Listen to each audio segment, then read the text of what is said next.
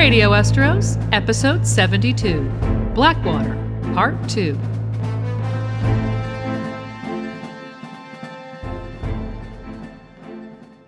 Hello and welcome to another episode of Radio Westeros. I'm one of your hosts, Lady Guinevere, and with me, as always, is Yolkboy. Yeah, hi everyone, and thanks for joining us today for the second and concluding part of our action-packed look at the Battle of Blackwater.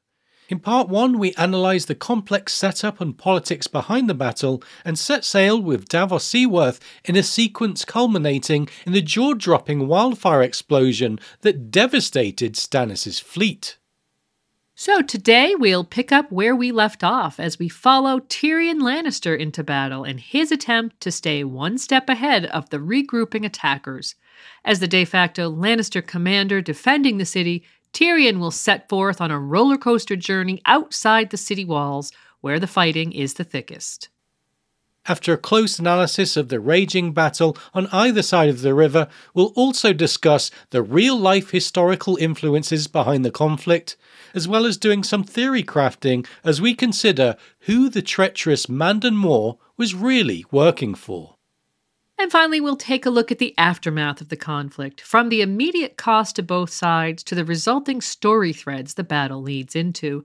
If it's action, excitement, and analysis you're looking for today, you've come to the right place. And before we begin, we just want to make a quick announcement.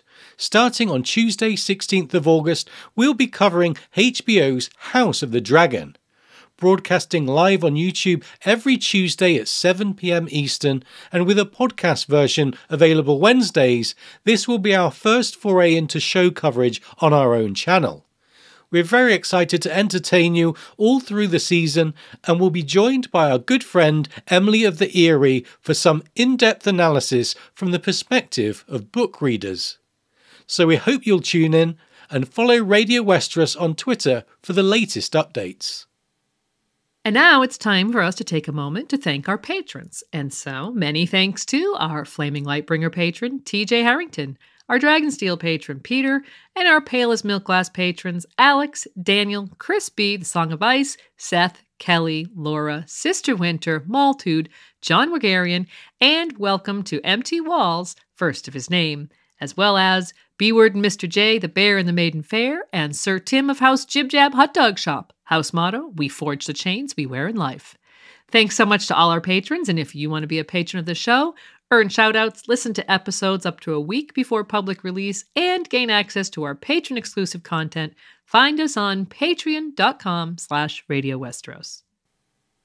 And now it's time to get started with Blackwater Part 2.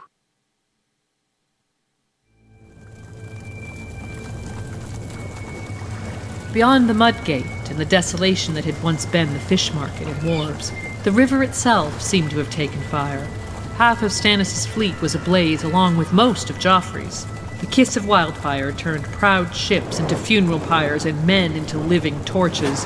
The air was full of smoke and arrows and screams.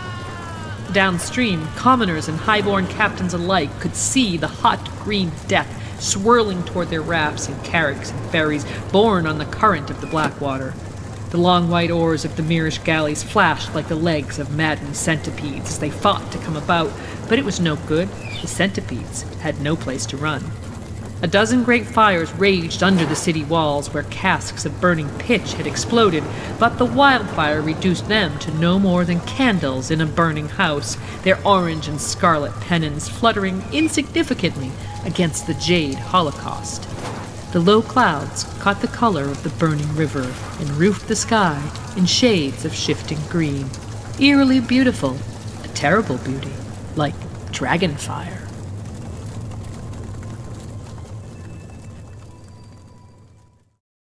In our previous episode, we followed Sir Davos Seaworth as he sailed on the starboard wing of Stannis' fleet under the naval command of Sir Imry Florent.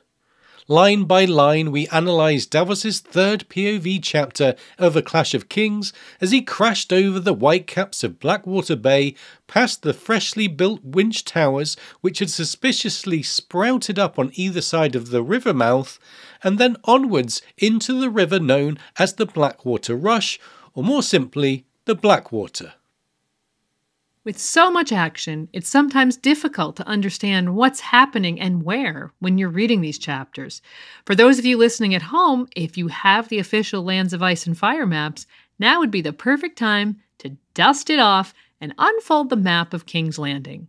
For those of you who are unable to look at the map, let us give you a description of the environs and orientation in a brief recap.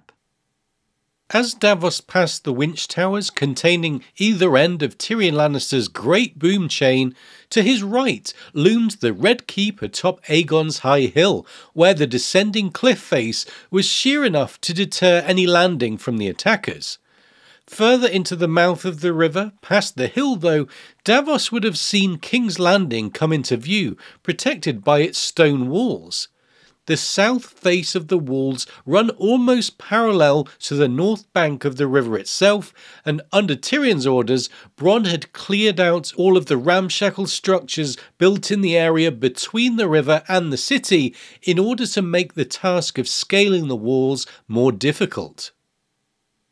Stannis Baratheon's fleet as a whole had three broad objectives. 1. To land troops on the north bank under the city's southern wall and begin the assault.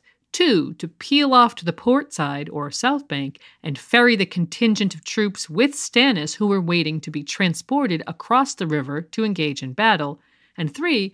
To rejoin the naval assault against Joffrey's fleet when the deployment tasks were complete. On the riverside of the city, there are two gates we should focus on.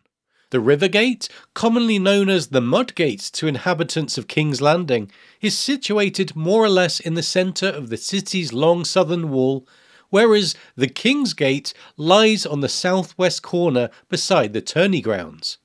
Given that most of Stannis' army are camped out on the southern bank of the Blackwater Rush, the Mud Gate and the King's Gate are the two closest, and therefore most vulnerable of the city's 7 gates. Of note, the Antler men had planned to open the northwestern Gate of the Gods to Stannis, but given that that one is so far from the river, one can only assume they thought it would be more lightly guarded and meant it to be opened to a small group who would then seek to open the 2 southern gates from within the city. Alas, the Antler men's plans were foiled by Varys, and they remained Joffrey's captives as the battle commenced. Of the Mudgate and Kingsgate, it was the former that was the most natural target. Stannis' troops had marched up from Storm's End along the King's Road, which arrives at the city directly opposite the Mudgate. So this was the focal point of the attack. With superior naval numbers at around a 4-to-1 ratio, Imry Florent sought to overwhelm Joffrey's relatively modest fleet and land enough of the upwards of 4,000 to 5,000 men-at-arms transported by the ships to clear out any defensive troops beneath the wall, while the flagship Fury, boasting a deck full of scorpions and catapults, aimed fire at the parapets. In theory, this ranged attack from Fury would have softened the defenses above the Mudgate, aiding and protecting the troops below, and perhaps cultivating the right circumstances to ram down the gate. However, this plan did not come into fruition. First of all, Fury's siege weapons were kept out of range as Tyrion ordered Joffrey's fleet to meet the opposition, purposefully creating chaotic gridlock, while the defensive siege weapons maintained range over much of Stannis' fleet, pelting the scrum indiscriminately with stones and boulders. When Stannis' fleet saved the contingent of 25 Lyseni vessels led by Salladhor Saan camped out in the bay, sailed past the winch towers, there were at that moment around 225 vessels in total, 175 for Stannis and 50-odd for Joffrey, crammed into that river, not including the, quote, swarm of small boats bearing downriver, a confusion of ferries and wherries, barges, skiffs, rowboats and hulks, or the selection of ships that Tyrion had already sunk down to the riverbed along the quays outside the Mudgate to create yet more havoc and further impede the attackers. The scrum that formed would have been of truly epic proportions, and one can only imagine Tyrion's delight and Stannis' dismay at seeing the wildfire explosion successfully turn the river into, quote, a jade holocaust, devastating Stannis' starboard flank, destroying Fury, and doing much more damage besides. By then, the boom chain had been pulled taut between the winch towers, with the flow of the river pushing the burning vessels toward the chain to entrap them further. As the green flames spread over the water, there was no way back for much of Stannis' fleet, and we lose Davos's point of view as he is dragged by the current towards the chain, clinging for his life to a piece of wreckage. The final words and his final point of view in A Clash of Kings set the tone for the rest of the battle chapters. The mouth of the Blackwater rush had turned into the mouth of hell. And so we'll pick up the action in the next chapter, Tyrion 13 of A Clash of Kings, as he surveys the damage done by the wildfire. The chapter begins with Tyrion kneeling on top of a merlon on the city wall battlements somewhere above the mud gate. His short stature prevents him from seeing the full picture from behind the crenellations, so he's perched atop the wall to gain a good vantage point over the mayhem his wildfire plot has caused. And the scene brings to mind Varys' statement that a very small man can cast a very large shadow. Tyrion is using his sharp mind to wage this war, not his body, for the time being at least. Tyrion looks down at the hot green death turning men into human torches, and under the low reflecting clouds the scene looks, quote, eerily beautiful to him. He wonders if Aegon the Conqueror had found the same terrible beauty at the Field of Fire, and at this moment Tyrion must have felt tremendous power. Remember that, as a dwarf, he'd always felt like an outcast, even within his own privileged family. His arc through A Clash of Kings is so far an ascension. As acting hand and de facto military commander, Tyrion is reaching the peak of his potential and influence here at the Blackwater.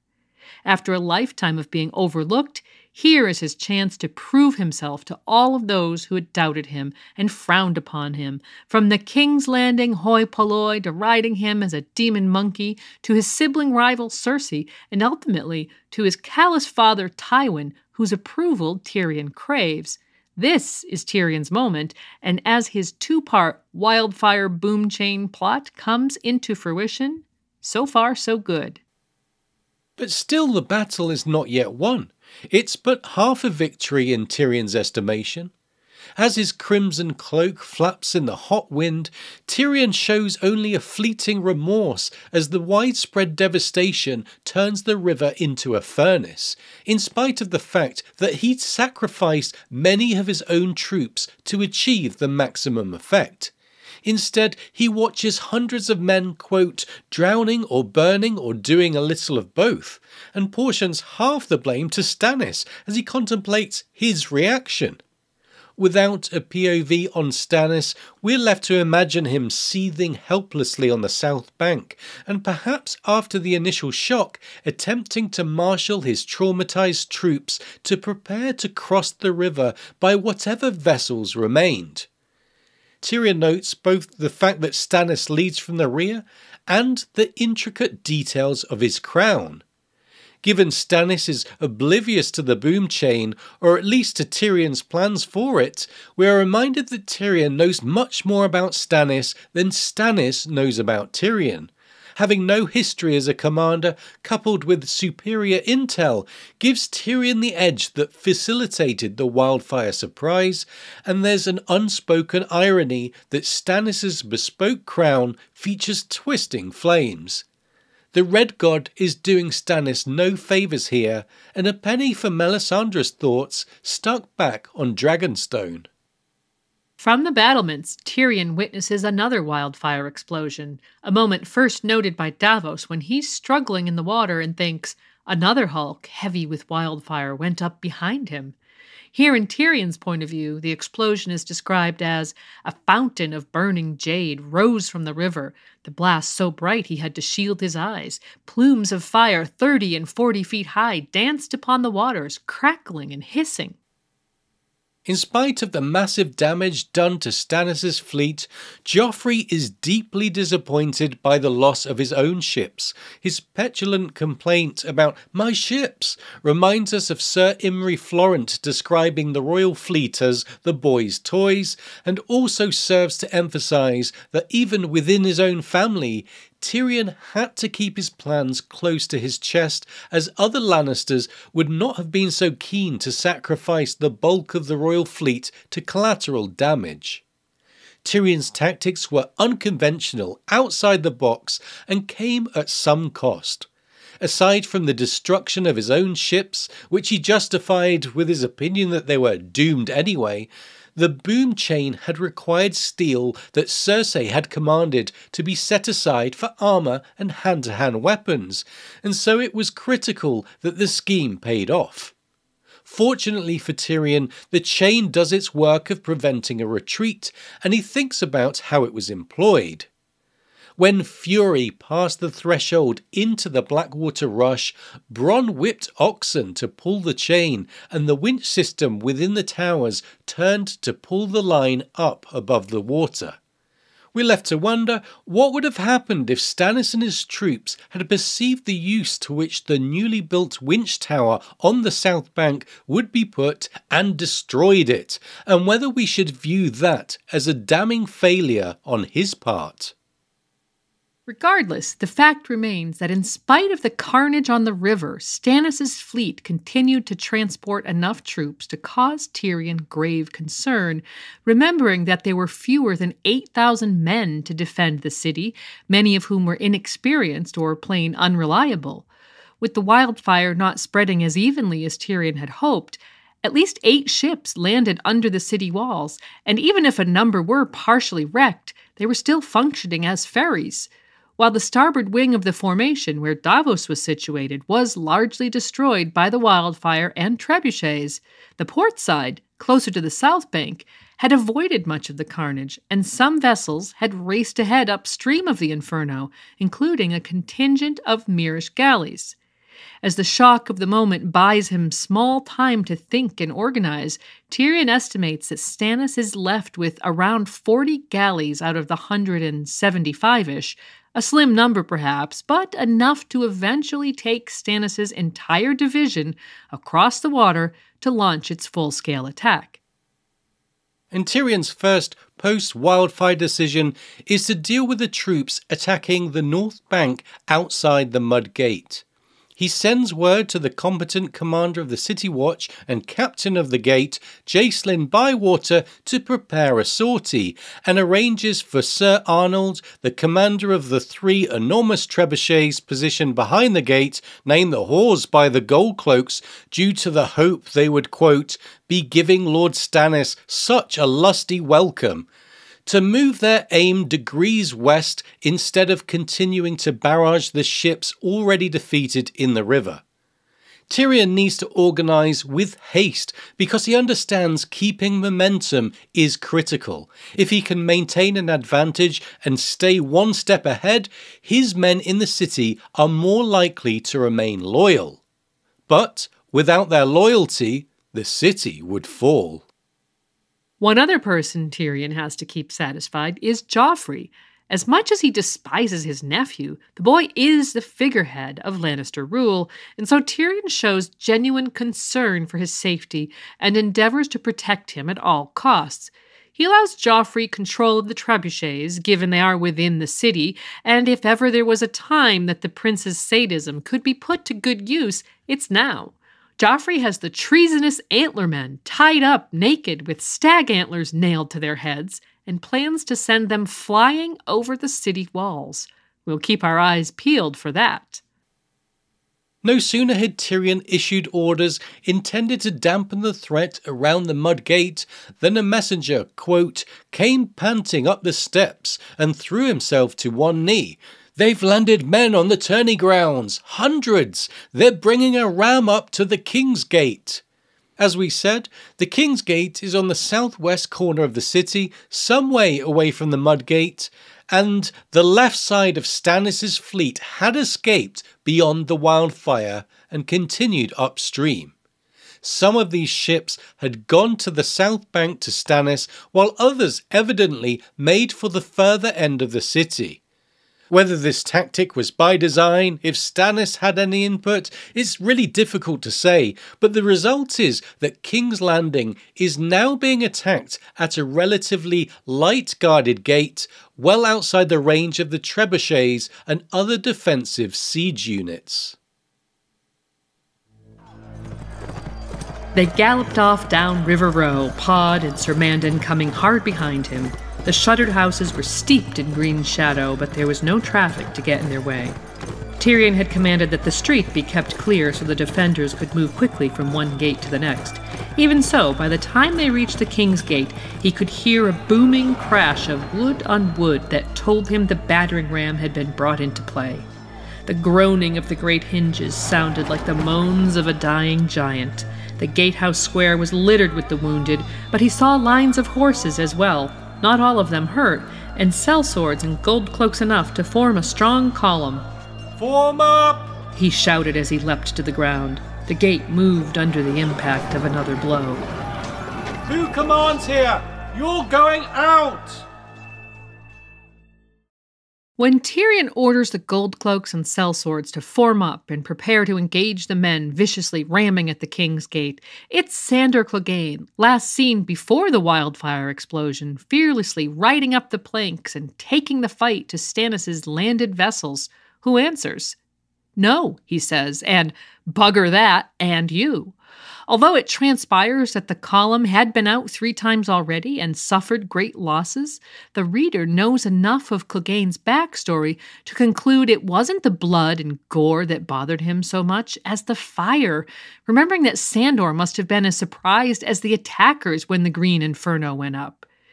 Tyrion is shocked that Clegane is, for once, apparently afraid, and that his suggestion is to let the attackers in and kill them within the walls. This moment is a huge one for Tyrion's character. He faces dissent from the unlikeliest of sources, and remembering that loyalty is paramount, Clegane puts him in the most precarious of positions. The outcome of the Battle of Blackwater may rest upon Tyrion's ability to respond to this challenge to his authority. Hearing the ominous sound of wood smashing against wood, Tyrion knows his search for a sortie leader must be concluded as swiftly as possible. He thinks, "I need to find someone else, but who? Sir Mandon?" He looked at the men and knew it would not do. Clegane's fear had shaken them. Without a leader, they would refuse as well. And Ser Mandon, a dangerous man, Jaime said, yes, but not a man other men would follow. We mentioned that Tyrion's tactics thus far could be considered outside the box, and now, with no natural candidates for leadership, his next roll of the dice is wholly unexpected.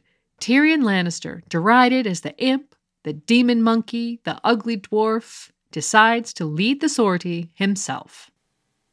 And the reaction from the onlookers is entirely predictable. It says, "Clegane only laughed." You? Tyrion could see the disbelief on their faces.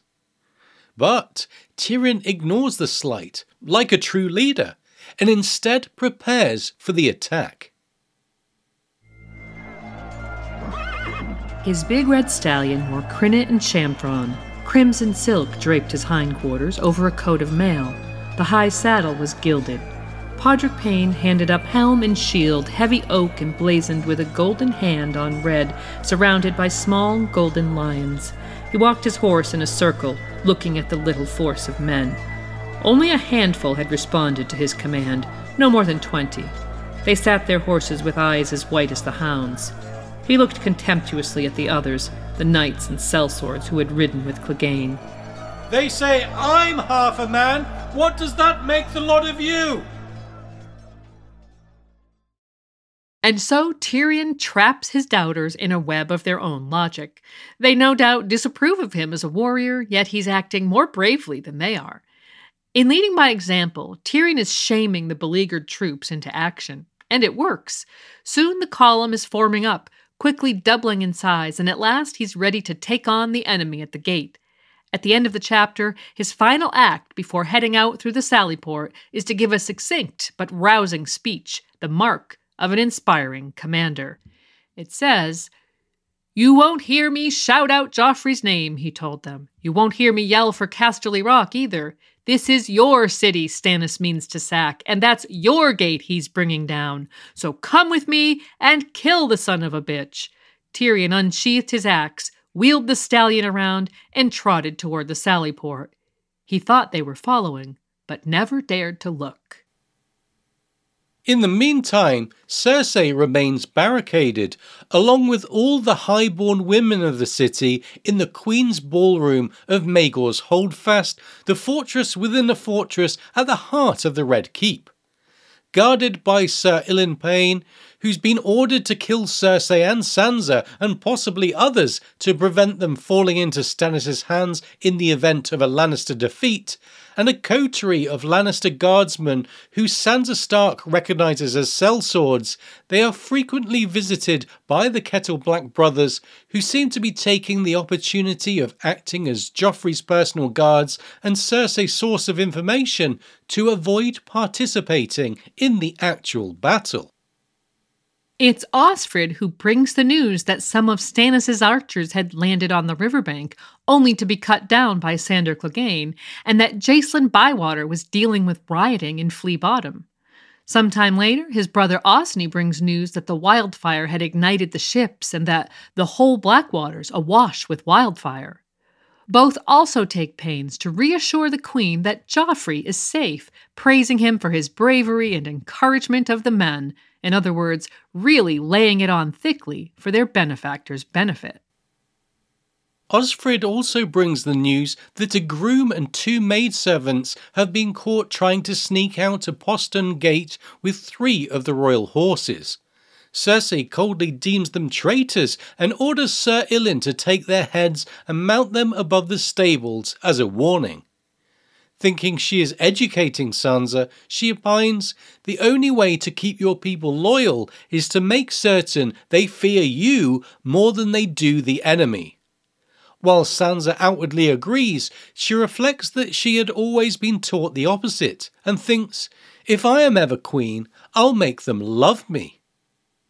After seeing to the execution of the 3 servants, Osney returns to tell Cersei that a group of wealthy merchants is seeking entry into the castle, illustrating where Joffrey got his keen sense of diplomacy and mirroring what Joffrey claimed to Sansa was his response to citizens seeking bread outside the Red Keep prior to the riots.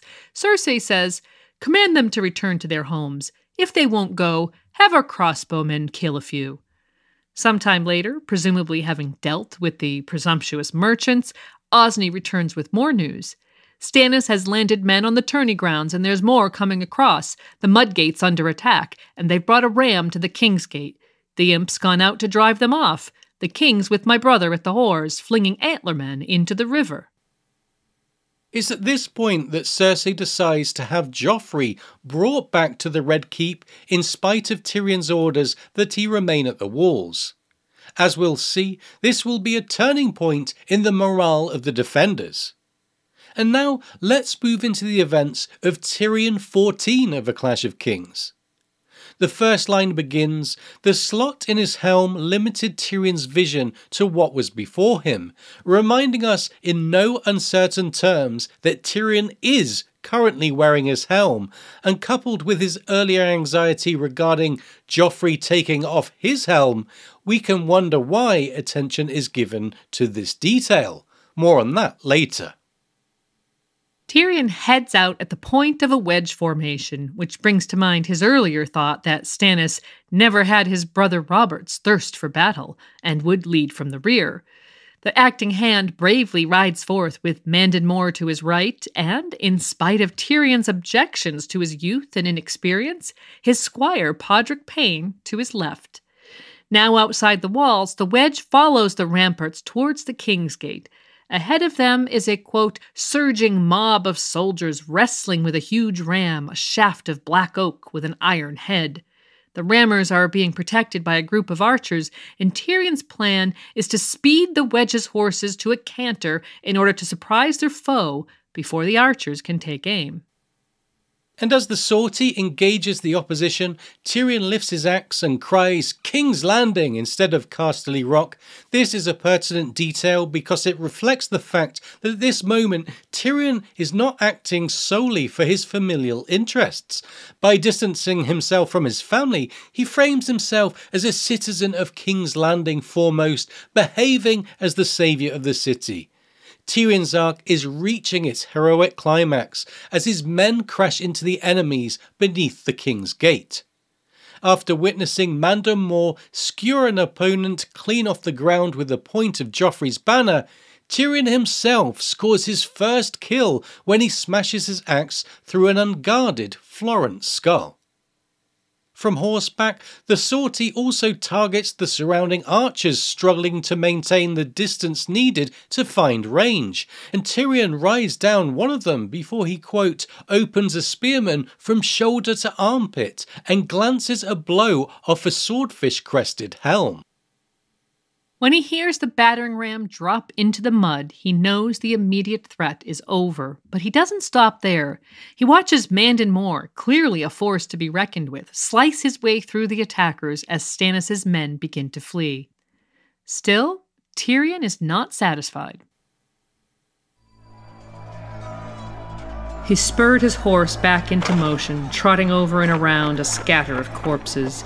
Downriver, the Blackwater was jammed with the hulks of burning galleys. Patches of wildfire still floated atop the water, sending fiery green plumes swirling 20 feet into the air. They had dispersed the men on the battering ram, but he could see fighting all along the riverfront. Sir Balon Swan's men, most like, or Lancel's, trying to throw the enemy back into the water as they swarmed ashore off the burning ships. "We'll ride for the Mudgate!"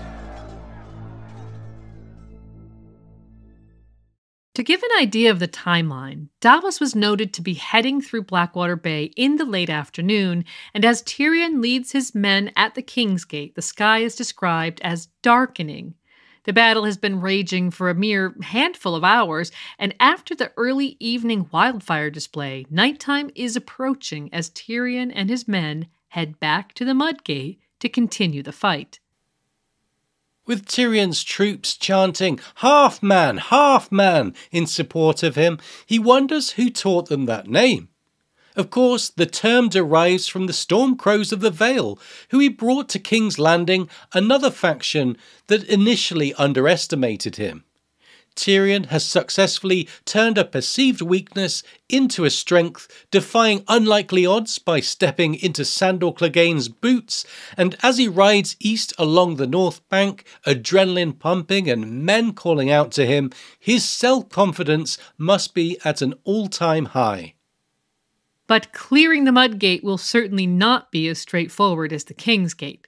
With the effects of the wildfire still being felt and with barrels of burning pitch having been thrown into the mix, the fire rages on amidst chaotic hand-to-hand combat. Stones are crashing down from who knows where, Tyrion's wedge has disintegrated, and in spite of a handful of men still following him, Podrick Payne is notably no longer by his side. At this stage, some of Stannis' men are still crawling out of the river, and Tyrion doesn't hesitate in putting them out of their misery. The killing stirs a bloodlust in him. It says, "Knights twice his size fled from him, or stood and died. They seemed little things and fearful. Lannister," he shouted, slaying. His arm was red to the elbow, glistening in the light off the river. When his horse reared again, he shook his axe at the stars and heard them call out, half man, half man." Tyrion felt drunk. His mind goes to his brother Jaime, who had discussed this sensation with him previously. Tyrion is experiencing the bloody glory of battle fever for himself. He chops off a spearman's arm before his destrier kicks an archer. By now, Tyrion is feeling nigh on invincible, laughing maniacally about the failed attempts on his life, more powerful than ever before. Although we've highlighted the obvious contrast in leadership with Stannis, we wonder what another famed commander who leads from the safety of the rear his father, Tywin, would think of his son's exploits on the battlefield here. We all know Tywin frowned upon Tyrion and proudly favored his martial son Jaime. But in this moment, Tyrion is being as brave, inspiring, and effective as any Lannister could be. When the battle's done, will he get the recognition he deserves? Yes, stay tuned to find out. But despite the horror all around him, Tyrion is relentless. A cowering man begs to yield and offers his own cut-off hand as a tribute, but Tyrion rides away and buries his axe in the neck of a man-at-arms. Through the thick smoke, he sees Balon's swan splattered with blood and brain and bone. As their eyes meet, the Kingsguard tells Tyrion to look behind him across the burning Blackwater. And then he sees it. Steel-clad men-at-arms were clambering off a broken galley that had smashed into a pier. So many! Where are they coming from? Squinting into the smoke and glare, Tyrion followed them back out onto the river. 20 galleys were jammed together out there, maybe more. It was hard to count. Their oars were crossed, their hulls locked together with grappling lines. They were impaled on each other's rams, tangled in webs of fallen rigging. One great hulk floated hull up between two smaller ships. Wrecks, but packed so closely that it was possible to leap from one deck to the other and so cross the Blackwater. Even though the threat to the King's Gate had been laid to rest for the time being, and the battle against the shell-shocked and weary soldiers beneath the Mudgate seemed to be going well enough, as we said at the end of the last episode, if Stannis only had a bridge to move his much larger host across the river, the tide of war would surely turn against the thinly defended city. The last thing in the world Tyrion wants to see is a pathway forming across the Blackwater made of all those damaged and entangled vessels. But that's exactly what's happening. It says, "We made them a bloody bridge," he thought in dismay. And so George takes us from Tyrion's confident slaughter to advantage Stannis in a heartbeat, and that shift immediately heightens the tension and drama. The fact that hundreds of Stannis' men are scrambling over the rickety structure that could come apart at any time makes us wholly uncertain which way this war is going to go, and so the author has us in the palm of his hand. Tyrion's response is again to lead the charge without fear or hesitation. He tells Balon's swan, "Those are brave men. Let's go kill them." And Mandon Moore once again falls in with them. But not everything will go Tyrion's way. George himself said about Tyrion's fortunes in 2012, "Well, you don't want to make it too easy for the characters. If the character just goes from success to success, then you don't have much of a story now, do you?" So, if Tyrion's peak came moments earlier when he was slaying the enemy to a chorus of half-man, then perhaps the only way from there is down. Tyrion's descent begins when he approaches the bridge of ships and his destrier slips and breaks its leg. After picking himself up and euthanizing his screaming horse by cutting its throat, Tyrion ventures across the bridge of ships, and he's slashing at the onrushing soldiers with everything he's got. It says, some he killed, some he wounded, and some went away, but always there were more.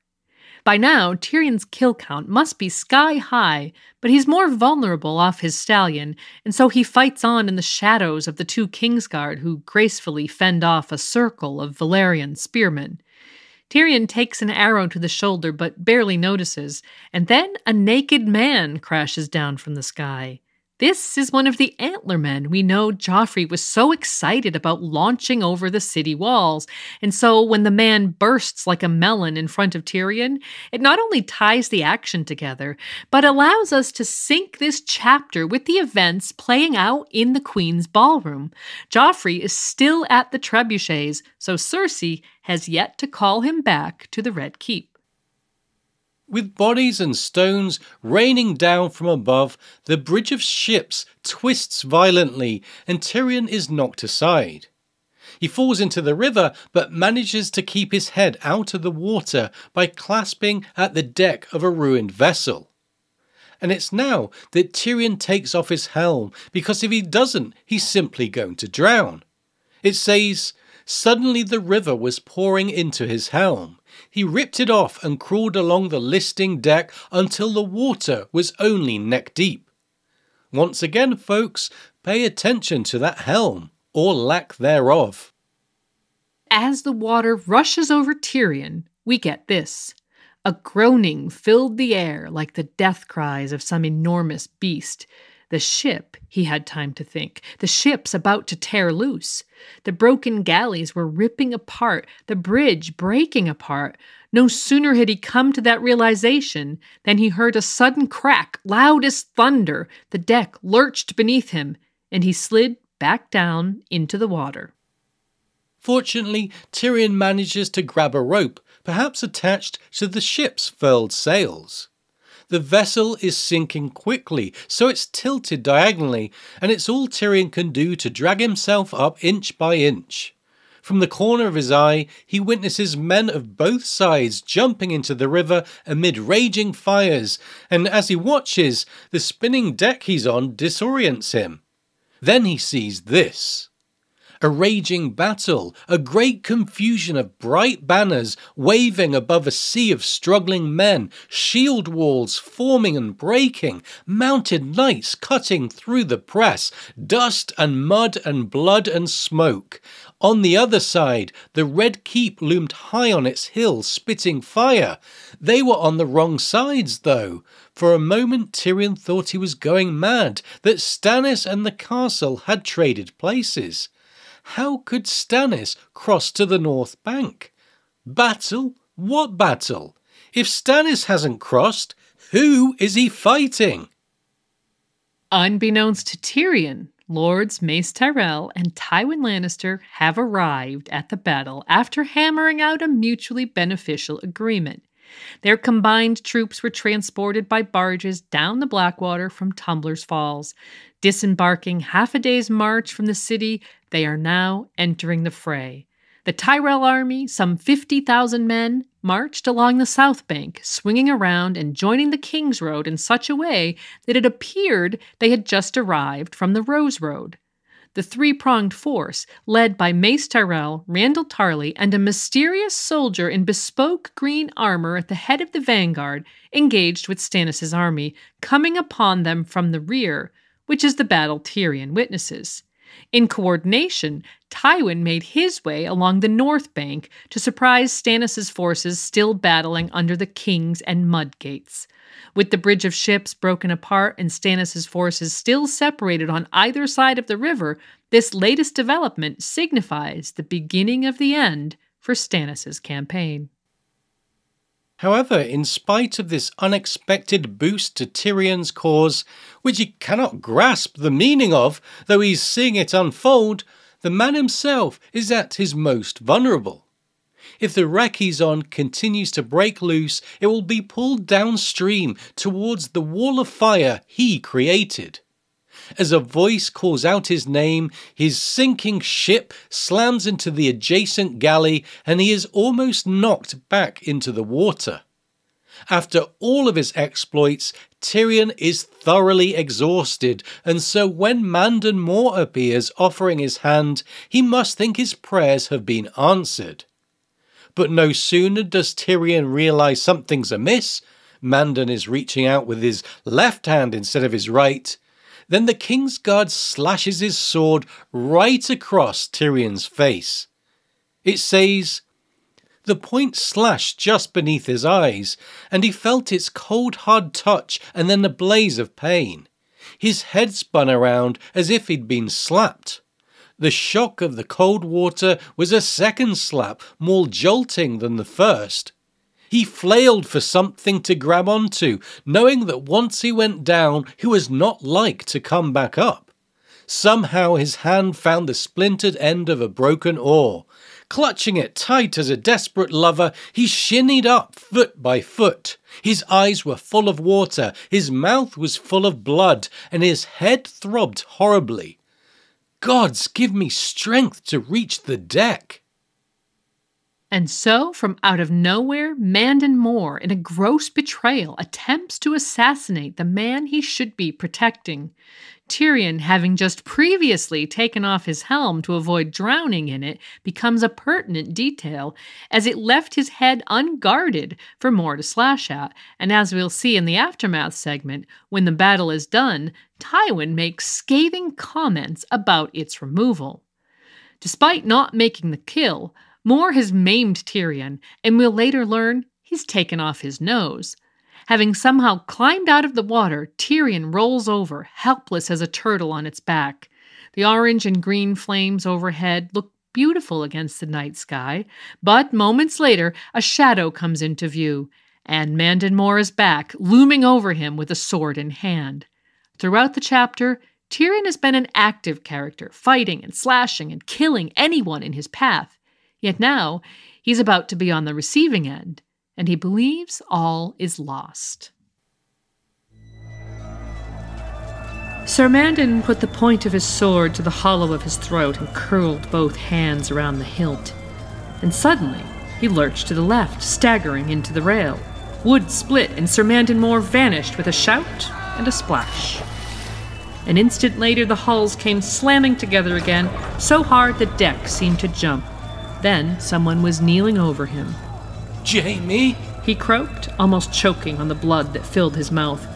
Who else would save him, if not his brother? Be still, my lord. You're hurt bad. A boy's voice. That makes no sense, thought Tyrion. It sounded almost like Pa.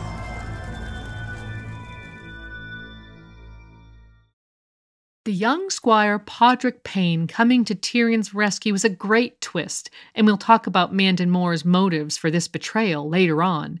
We think it's perfectly in keeping with George's search for realism, keeping in mind his assertion that he doesn't like to make things too easy for his main characters, that in spite of his survival, Tyrion pays a heavy price on the Blackwater.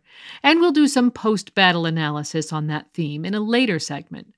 With the acting hand and de facto commander now seriously wounded and missing for the time being, our point of view for the defenders shifts to Sansa Stark in the Queen's ballroom.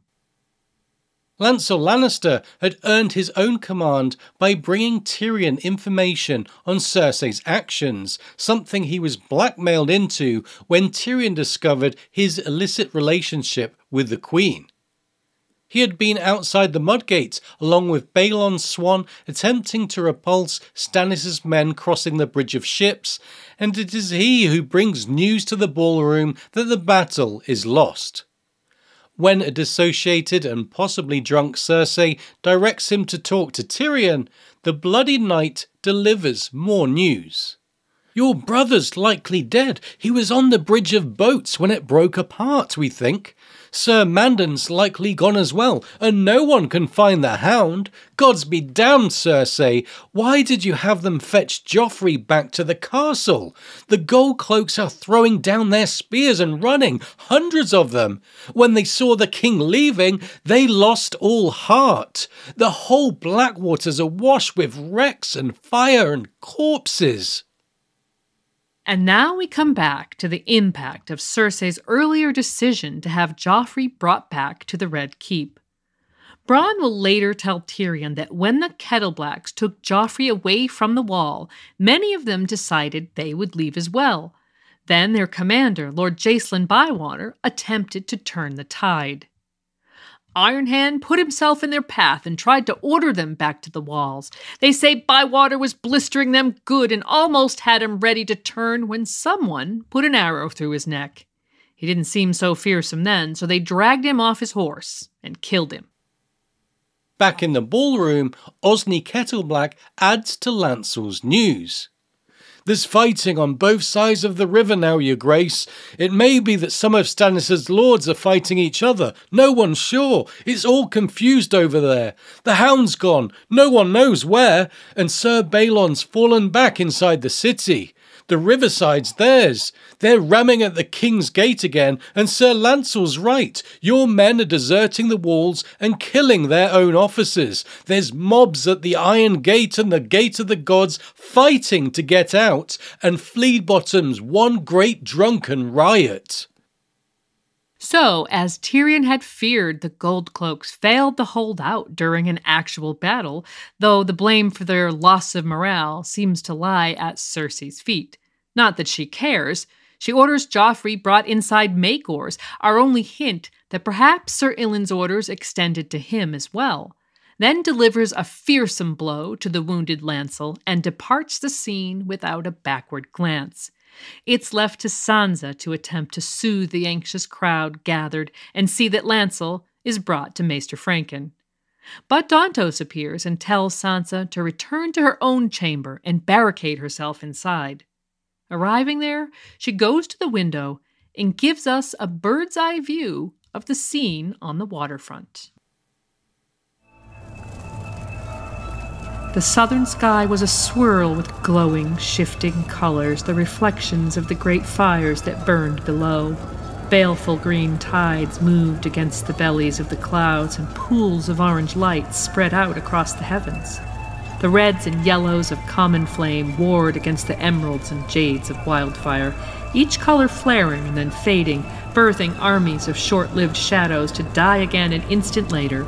Green dawns gave way to orange dusks in half a heartbeat. The air itself smelled burnt, the way a soup kettle sometimes smelled if it was left on the fire too long and all the soup boiled away. Embers drifted through the night air like swarms of fireflies. Throughout the night that followed, we have no point of view of the actual battle, and most of our information must be filled in from accounts in the aftermath. We know that very soon, Tywin will meet Stannis' men on the North Bank as the battle rages from dawn to dusk. But on the South Bank, a separate battle continues, the one witnessed by a confused Tyrion Lannister from the Bridge of Ships, so let's consider what's happening there. One important point to consider is that Stannis' most loyal men, those who supported him from the outset, were transported from Storm's End by ship to be delivered to the North Bank. Many of them were killed by wildfire or have now been slain, and those still alive are about to face a fresh legion commanded by the experienced Tywin Lannister. Stannis himself, being on the South Bank, is separated from his loyal men, remembering that most of the troops who marched or rode up from Storm's End with him were Renly's men to begin with. Significantly, men of questionable loyalty, as the fiercely loyal to Renly Sir Courtney Penrose had pointed out. So, let's put ourselves in the boots of a soldier formerly loyal to Renly on the South Bank. You've camped and waited for the action to begin, and seen Stannis' fleet sailing across Blackwater Bay behind schedule. When the fleet finally arrives, there's an unexpected and horrendous wildfire explosion that sets the river on fire. You witnessed fellow soldiers screaming as they're roasted alive, others drowning in their armor, and see stones turn men into pulp. You're shell-shocked and have tasted the unimaginable horrors of war up close. Notably, many of the rank and file will be the very men Catelyn Stark characterized as Knights of Summer, mere boys playing at war. Your ride across the river never arrives, and your only way across is a bridge of ships that is liable to break apart and spin downriver into a wall of flame. Then, from out of nowhere, you hear the sound of war horns blaring behind you. You're about to be attacked with your back to the river, and you don't even know by whom. You see a vanguard rushing towards you through the darkness and smoke. For reasons unbeknownst to you, their armour is an unusual ghostly grey. And leading the vanguard is a figure in armour well known to you. How could this be happening? Could it be? Yes, that's Renly. Nobody saw the body, and so this is why. My king lives, a ghost is riding. The appearance of Renly's ghost is a fantastic part of the Battle of Blackwater, and it's a shame we don't have a point of view on him, but we do later hear about his exploits from various sources. It's Dontos Hollard who informs us that Renly and his men were covered in ash, having marched through a landscape that had been burned first by Tyrion's mountain clansmen and later by Stannis himself, which gave them their ghostly grey look and added to the eeriness of the moment. And we learn from Loras Tyrell in a Jaime chapter that the ruse was suggested by Littlefinger and that the ghost was really his brother Garland. And more on that later, but in the here and now, Dontos will tell Sansa, "The vanguard won the fight. They plunged through Stannis like a lance through a pumpkin, every man of them howling like some demon in steel." Considering that the Tyrell army came upon Stannis from behind, Dontos' characterization of a lance through pumpkin seems particularly apt given their victory was achieved by defeating the commander of Stannis' vanguard, positioned on the far side of Stannis' army, drawn up against the south bank of the river. And with Renly leading the vanguard of the Reach, we think it's particularly significant that he faces and then slays Sir Gaiard Morrigan, commander of Stannis' vanguard. Gaiard the Green was a member of Renly's Rainbow Guard until his king's death, at which point he joined Stannis' cause and was given command of the vanguard. Sansa is aware of him days before the battle when Stannis' army begins to arrive on the south bank. It says, "His vanguard had appeared 2 nights ago during the black of the moon. King's Landing had woken to the sight of their tents and banners. They were 5,000, Sansa had heard, near as many as all the gold cloaks in the city. They flew the red or green apples of House Fossaway, the turtle of Estermond, and the fox and flowers of Florent, and their commander was Sir Gaiard Morrigan, a famous southern knight, whom men now called Gaiard the Green. His standard showed a crow in flight, its black wings spread wide across a storm-green sky. But it was the pale yellow banners that worried the city. Long, ragged tails streamed behind them like flickering flames, and in place of a lord's sigil, they bore the device of a god, the burning heart of the Lord of Light." Sansa is unaware of the significance of Sir Gaiard's new nickname, but the men in the army of the Reach who were once sworn to Renly most certainly were not, and they very well could have seen some mystical significance in the Green Knight killing his former sworn sword. While Littlefinger's initial plan was to, quote, "frighten Stannis' ignorant men-at-arms," the ploy was so effective it actually made many of them switch sides back to Renly, and surely the death of Morrigan was symbolic here. As Bronn later informs Tyrion, "From the winch towers, all we saw was banners in the mud and men throwing down their spears to run. But there's hundreds in the pot shops and brothels who tell you how they saw Lord Renly kill this one or that one. Most of Stannis' host had been Renly's to start, and they went right back over at the sight of him in that shiny green armour." Renly's ghost created a confusion that allowed Garland's vanguard to be extremely efficient, and with Mace Tyrell and Randyll Tarly bringing in their divisions behind, Stannis found himself in deep trouble. In spite of this, the battles on the south and north banks continued for hours through the night, and it wasn't until close to dawn that the battle was concluded. Trapped against the river and with all lost, Stannis finally made his retreat. Salladhor Saan had remained safe behind the fray as a naval rearguard, and Bronn will later also tell Tyrion, "His Lyseni kept their galleys out in the bay, beyond your chain. When the battle turned bad, they put in along the bayshore and took off as many as they could. Men were killing each other to get aboard toward the end." We learn in a later Davos chapter that the bastard of Night Song, Roland Storm, had, quote, "commanded the rear guard that allowed Stannis to reach the safety of Salladhor Saan's galleys." And then, in A Dance with Dragons, Tyrion gets another perspective from Kem of the Second Sons, who fought for Stannis at the Blackwater beside his brother Kennit, and informs Tyrion how thousands were left behind. Lord Tywin come up with Renly's ghost and took us in the flank. I dropped my spear and ran, but at the ships this bloody knight said, 'Where's your spear, boy? We got no room for cravens,' and they buggered off and left me and thousands more besides." It will turn out that many of the men rescued by San's ships were men of House Florent, and with many Stormlanders and Stannis' own bannermen from around Dragonstone being amongst those left behind, as we'll see in the next section. And with Stannis conceding defeat and running for his life, we return to the tail end of Sansa 7 in A Clash of Kings. It says, "The first faint hint of dawn was visible in the east, and the Red Keep's own bells were ringing now, joining in the swelling river of sound that flowed from the 7 crystal towers of the great sept of Baelor. They had rung the bells when King Robert died," she remembered, "but this was different. No slow, dolorous death knell, but a joyful thunder. She could hear men shouting in the streets as well, and something that could only be cheers." The ringing of the bells, of course, denotes the end of the Battle of Blackwater, and as King's Landing celebrates, Stannis Baratheon heads back to Dragonstone with a considerably smaller army and navy than he began with.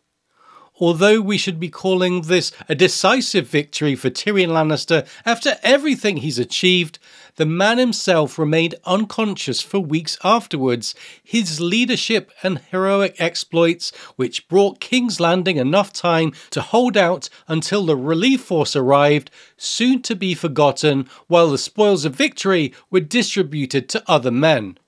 The battle itself was brilliantly written, thoroughly engrossing throughout, and as we readers catch our breaths, we're left to contemplate the aftermath. Later in the episode, we'll consider what the aftermath brought for people on both sides. But when we come back after this break, we'll briefly shift our focus to the matter of real-world influences and an enduring mystery from the battle. First, we'll finish here with Sir Dontos Hollard excitedly delivering news of the Defenders' salvation.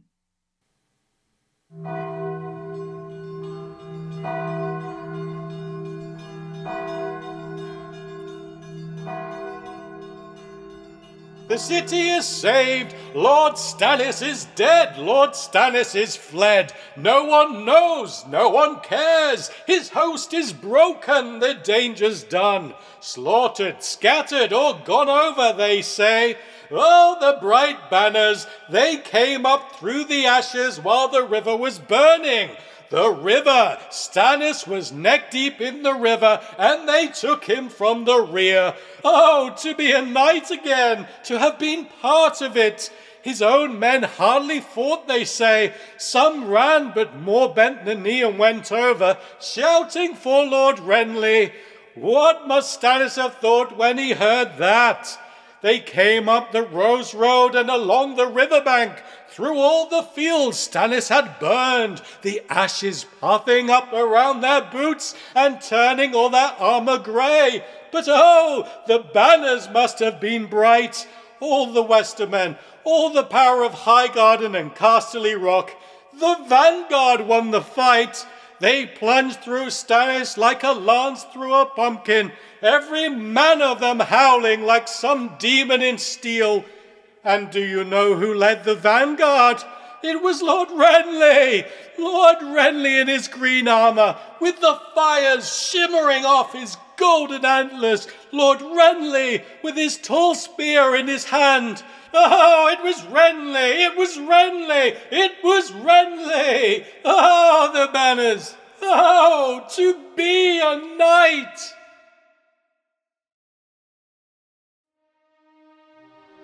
Radio Westeros is supported by patrons, and now it's time for us to take a moment to thank our patrons from the Valyrian Steel level.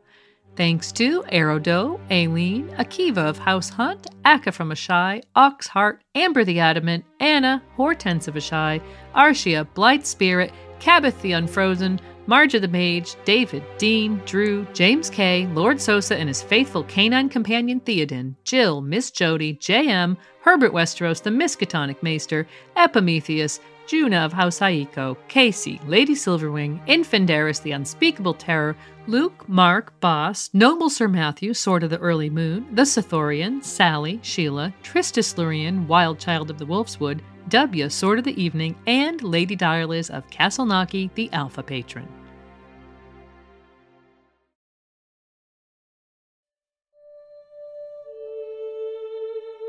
Then, bearing his shield, he ordered his warriors to advance all those who stood on the river bank.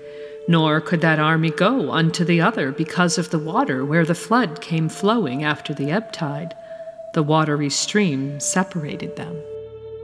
The Battle of Maldon. As promised, we're now going to turn our focus to a certain small mystery within the text, as well as some of the historical influences the author might have used in writing the battle. And we'll begin with history and the Battle of Maldon, England's real-life Blackwater. The story comes down to us via a fragment of epic poetry known as the Battle of Maldon, which is one of the oldest extant pieces of Anglo-Saxon poetry. Just 325 lines of the poem survive, and notably missing are the beginning and end.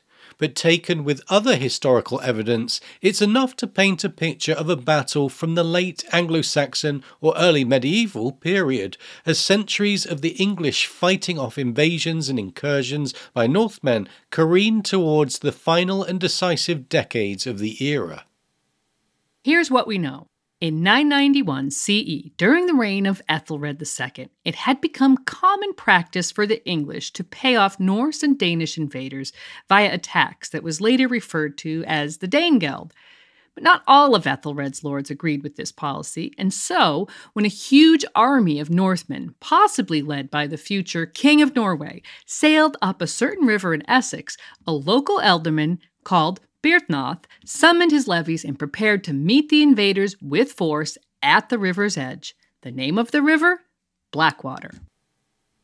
While this battle didn't feature fire, a boom chain or block ships, and there would be no miraculous rescue for the defenders, there are a number of similarities that could have lent influence to George as he was creating his Battle of the Blackwater, most notably the name of the river.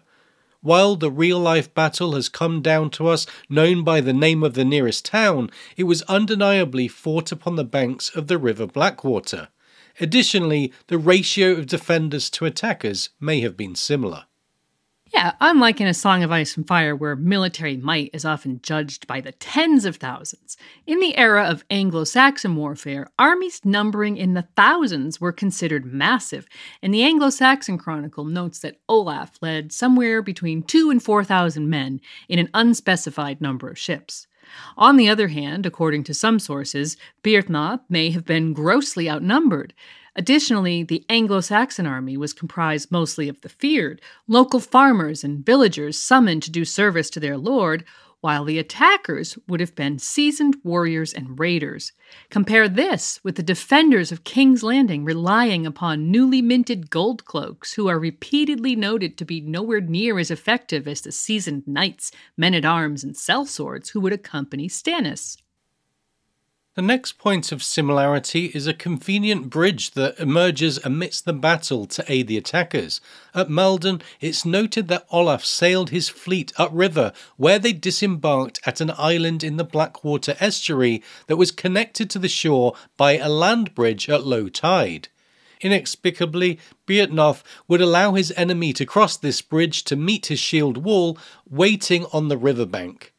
At King's Landing, the infamous Bridge of Ships, created by Tyrion's boom chain catching the wrecks of both Stannis' armada and the Royal Navy, allowed Stannis' men to cross from the south bank of the Blackwater to continue their assault on the city walls. And back in Essex, as battle was joined on the riverbank, there would be a case of mistaken identity that led to the tide of battle changing in favor of the attacker. An English warrior called Godric, when he saw the attackers had crossed the bridge, took flight from the field of battle. Perhaps no one would have noticed had he not treacherously mounted his lord Byrhtnoth's horse, recognizable by its trappings, in doing so.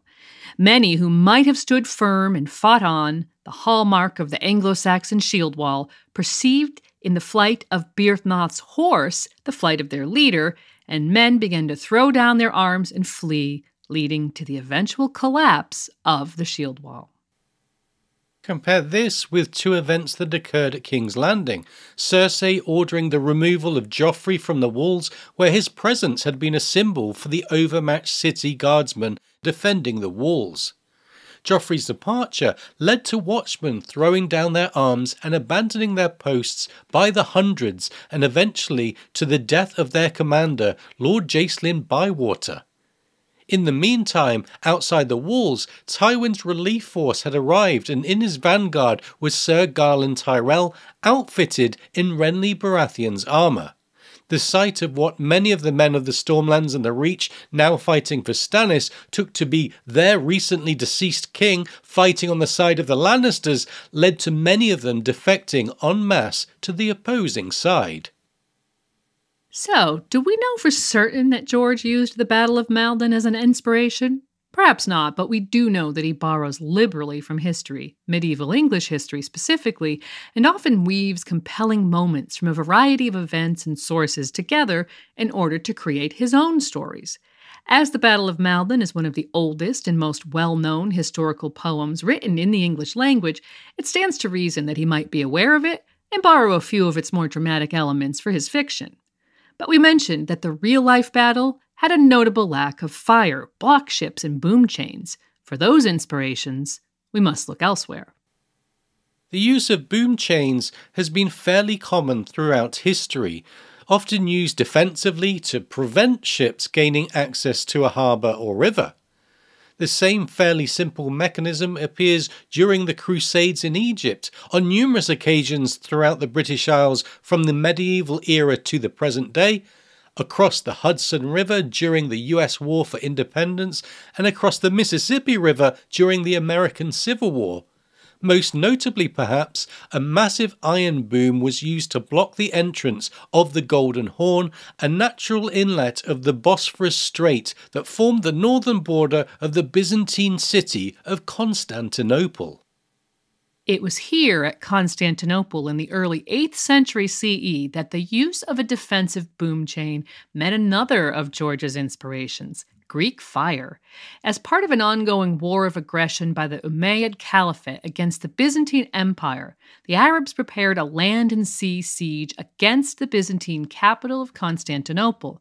Located on a peninsula, it was easy enough to block the landward side of the city with a siege wall, engines, and army.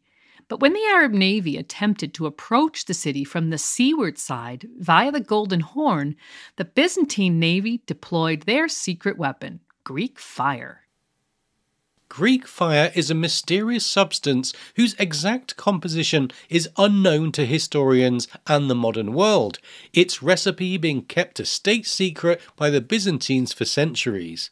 Incidentally, its use was often paired with a type of nozzle to spray it that closely resembled a modern flamethrower that sprayed the substance on its victims.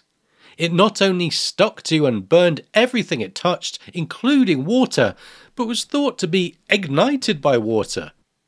Its use would be instrumental in saving Constantinople and the Byzantines on numerous occasions, but none more so than during this first siege of Constantinople by the Arabs in 717 CE.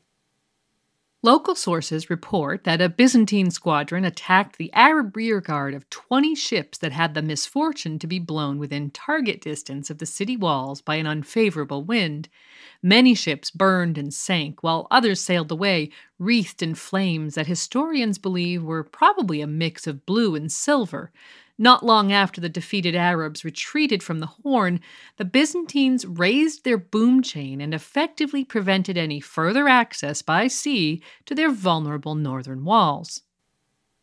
George has been very open about taking inspiration for the Battle of the Blackwater from this siege of Constantinople, though of course he admits to other inspirations and to exaggeration, saying fantasy is bigger, so wildfire is Greek fire times 10. It's Greek fire, but it's worse than Greek fire, and it's got a little magical element to it.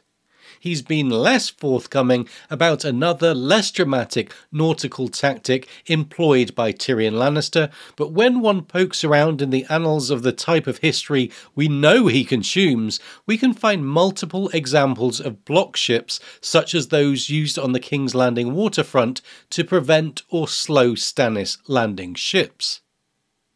The use of block ships to prevent access to or use of a waterway is a simple and likely ancient idea. We have examples of their use in real life in 11th century Denmark, in Roskildefjord, in multiple places in England and Scotland, including in Dorset in the Orkney Islands during World War I, and most recently by the Russians during their 2014 annexation of Crimea. Most of these block ships would have been hulks or ships that are no longer seaworthy. It's worth noting that Tyrion Lannister also used hulks packed full of wildfire as basically floating bombs in an uber fantastical and macabre mimicry of some of the other uses hulks are put to in real life, including as supply ships, salvage vessels, and, most significantly, powder hulks, which were used to store gunpowder and thus were likely an only slightly more stable version of Tyrion's wildfire hulks. And speaking of Tyrion, let's now take a look at a major moment in his arc that becomes a minor mystery in the story when Kingsguard Sir Mandon Moore attempted to assassinate him aboard the Bridge of Ships.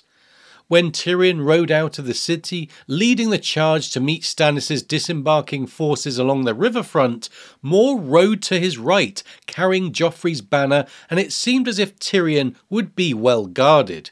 But in hindsight, we have to wonder if Sir Mandon was waiting for an opportune moment to betray and kill Tyrion under cover of the chaos of war. When Tyrion lost his balance as the ship he was on began to break apart, he nearly fell into the water. Then he heard someone calling his name. Here's a passage. "My lord, take my hand! My lord Tyrion!" There on the deck of the next ship, across a widening gulf of black water, stood Sir Mandon Moore, his hand extended. Yellow and green fire shone against the white of his armor, and his lobstered gauntlet was sticky with blood. But Tyrion reached for it all the same, wishing his arms were longer. It was only at the very last, as their fingers brushed across the gap, that something niggled at him. Sir Mandon was holding out his left hand. Why? Was that why he reeled backward, or did he see the sword after all? He would never know. The point slashed just beneath his eyes, and he felt its cold, hard touch, and then a blaze of pain. As we mentioned earlier, Sir Mandon ultimately didn't succeed in his assassination attempt because of Tyrion's squire. Podrick Payne was the unlikeliest of defenders, but when he pushed the heavily armoured man into the Blackwater, his quick thinking saved Tyrion's life. Tyrion later recalls the incident as he attempts to understand the plot against him. He thinks, "The bridge of boats, Sir Mandon Moore, a hand, a sword coming at his face. If I had not pulled back, that cut would have taken off the top of my head." Jaime had always said that Sir Mandon was the most dangerous of the Kingsguard because his dead empty eyes gave no hint to his intentions. I should never have trusted any of them. He'd known that Sir Meryn and Sir Boros were his sisters, and Sir Osmond later, but he had let himself believe that the others were not wholly lost to honour. Cersei must have paid him to see that I never came back from that battle. Why else? I never did Sir Mandon any harm that I know of. Tyrion touched his face, plucking at the proud flesh with blunt, thick fingers. Another gift from my sweet sister. So Tyrion believes that Cersei ordered the hit, which is a reasonable deduction given all of her plots and machinations, and yet Sir Mandon had little love for Tyrion. As the guard on the council chamber door when Tyrion arrived at King's Landing as Tywin's surrogate, there was a tense confrontation between the two. And later it was Mandon Moore who pulled Tyrion away from Joffrey when Tyrion kicked him in the aftermath of the bread riot. So, although Tyrion thinks he never did Sir Mandon any harm, it might be equally reasonable to conclude that he acted alone, merely seeking to rid himself of an annoyance and his king of an aggressive and threatening uncle. However, in A Storm of Swords, we learn that Sir Mandon came to King's Landing from the Vale. Tyrion sends Bronn out to seek as much information as he can about Mandon Moor, but Bronn turns up little that's useful in the way of proving what his motivations were. Hoping to succeed where Bronn had failed, Tyrion remarks to a curious Lord Varys that his research has led him to the conclusion that the knight was quite friendless. Agreeing, Varys tells Tyrion, Lord Arryn brought him to King's Landing and Robert gave him his white cloak, but neither loved him much, I fear. Varys goes on to point out that Barristan Selmy had once commented that Mandon's only friend was his sword and his only purpose duty. As the spider suggests, by those lights, our brave Sir Mandon was the perfect white knight, and he died as a knight of the King's Guard ought, with sword in hand, defending one of the king's own blood. So, having established that Mandon Moor appeared to be without friends, let's consider the phrase, quite friendless. Those words are echoed, in a way, by Littlefinger to Sansa in A Storm of Swords. He says, you could turn King's Landing upside down and not find a single man with a mockingbird sewn over his heart, but that does not mean I am friendless. So there is a sort of connection there, two apparently friendless boys from the Vale brought to King's Landing by Jon Arryn. We think there's a case to be made that Littlefinger may have either found it in his interest to plant an agent on the King's Guard or found it advantageous to recruit a fellow Valeman to his service later when the opportunity arose. In support of this, in A Storm of Swords, Baelish comments to Sansa that Osmond Kettleblack, another of his agents, has, quote, become especially unreliable since he joined the King's Guard. That white cloak does things to a man, I find. Even a man like him. It's the two words, I find, that are particularly interesting here, implying that Baelish has some past experience with white cloaks in his employ. It's also noteworthy that their exchange on the subject ends with Littlefinger's advice. Clean hands, Sansa. Whatever you do, make certain your hands are clean. As for a possible motive, it should be noted that it's mostly through Tyrion's point of view in A Clash of Kings that the reader becomes increasingly aware of the scope of Petyr Baelish's scheming. And then Tyrion has the following exchange with Littlefinger as they discuss bringing Lysa Arryn back into the royal fold. He says, if I gave Lysa Jon Arryn's true killer, she might think more kindly of me. That made Littlefinger sit up. True killer. I confess, you make me curious. Who do you propose? Though Tyrion cagily declines to answer the direct question, considering that we eventually learn that Petyr Baelish was behind Jon Arryn's death, his statement could certainly have been interpreted as a threat. And so, in spite of a lack of certainty, this could surely be a motive to try to remove Tyrion from the board. Perhaps an offhand comment to Sir Mandon about the Acti Hand's prospects for surviving another riot or a battle, along with a reminder of a patron's gratitude, is all it took.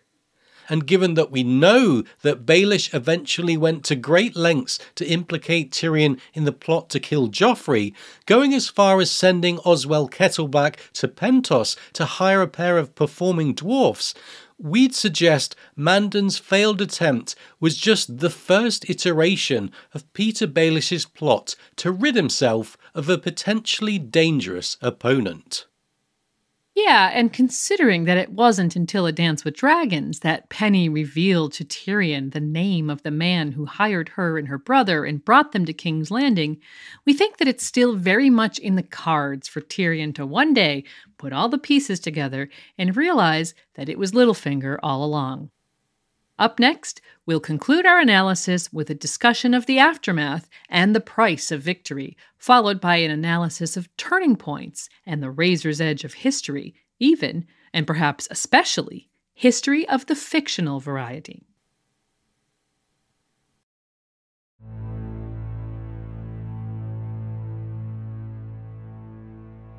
My hirelings betray me. My friends are scourged and shamed, and I lie here rotting. I thought I won the bloody battle. Is this what triumph tastes like? Sun Tzu said, "Victory is reserved for those who are willing to pay its price." At Blackwater, there was no shortage of commanders willing to pay the price of victory. Stannis Baratheon ruthlessly seized his younger brother's armor and stronghold at a price many men would have balked at in his effort to achieve a victory. Tyrion Lannister willingly sacrificed the royal fleet, its captains and sailors, to ensure that his fiery trap could be convincingly sprung, but perhaps reckoned without the price he would pay to his own father.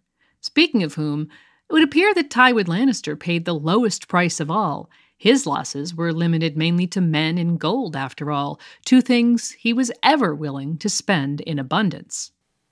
But on a more subtle note, perhaps it could be said that Tywin lost face in the Riverlands when he failed to make the crossing into the west, but as he then turned away from his home territory to march on King's Landing, it's unclear if he would view it as such. As it happened though, the victory at the capital would serve to prop up his dynasty for only a short time. Within a handful of months, both Joffrey and Tywin would be dead, Tyrion fled to Essos, Cersei arrested by the Faith, and Jaime AWOL in the Riverlands.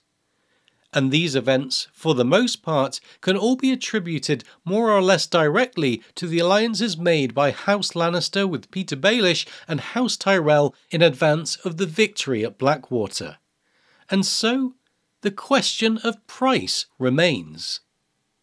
Yeah, a defeat for House Lannister would certainly have led to the deaths of those family members in the capital, as evidenced by Cersei's willingness to call upon Ilyn Payne to ensure that she, along with Sansa Stark, didn't fall into Stannis' hands. Whether Sir Ilyn would have also been commanded to execute Joffrey before Stannis could is a question that's never addressed, but there can be no doubt that any Lannisters in the city would have been captured and likely executed by a victorious Stannis.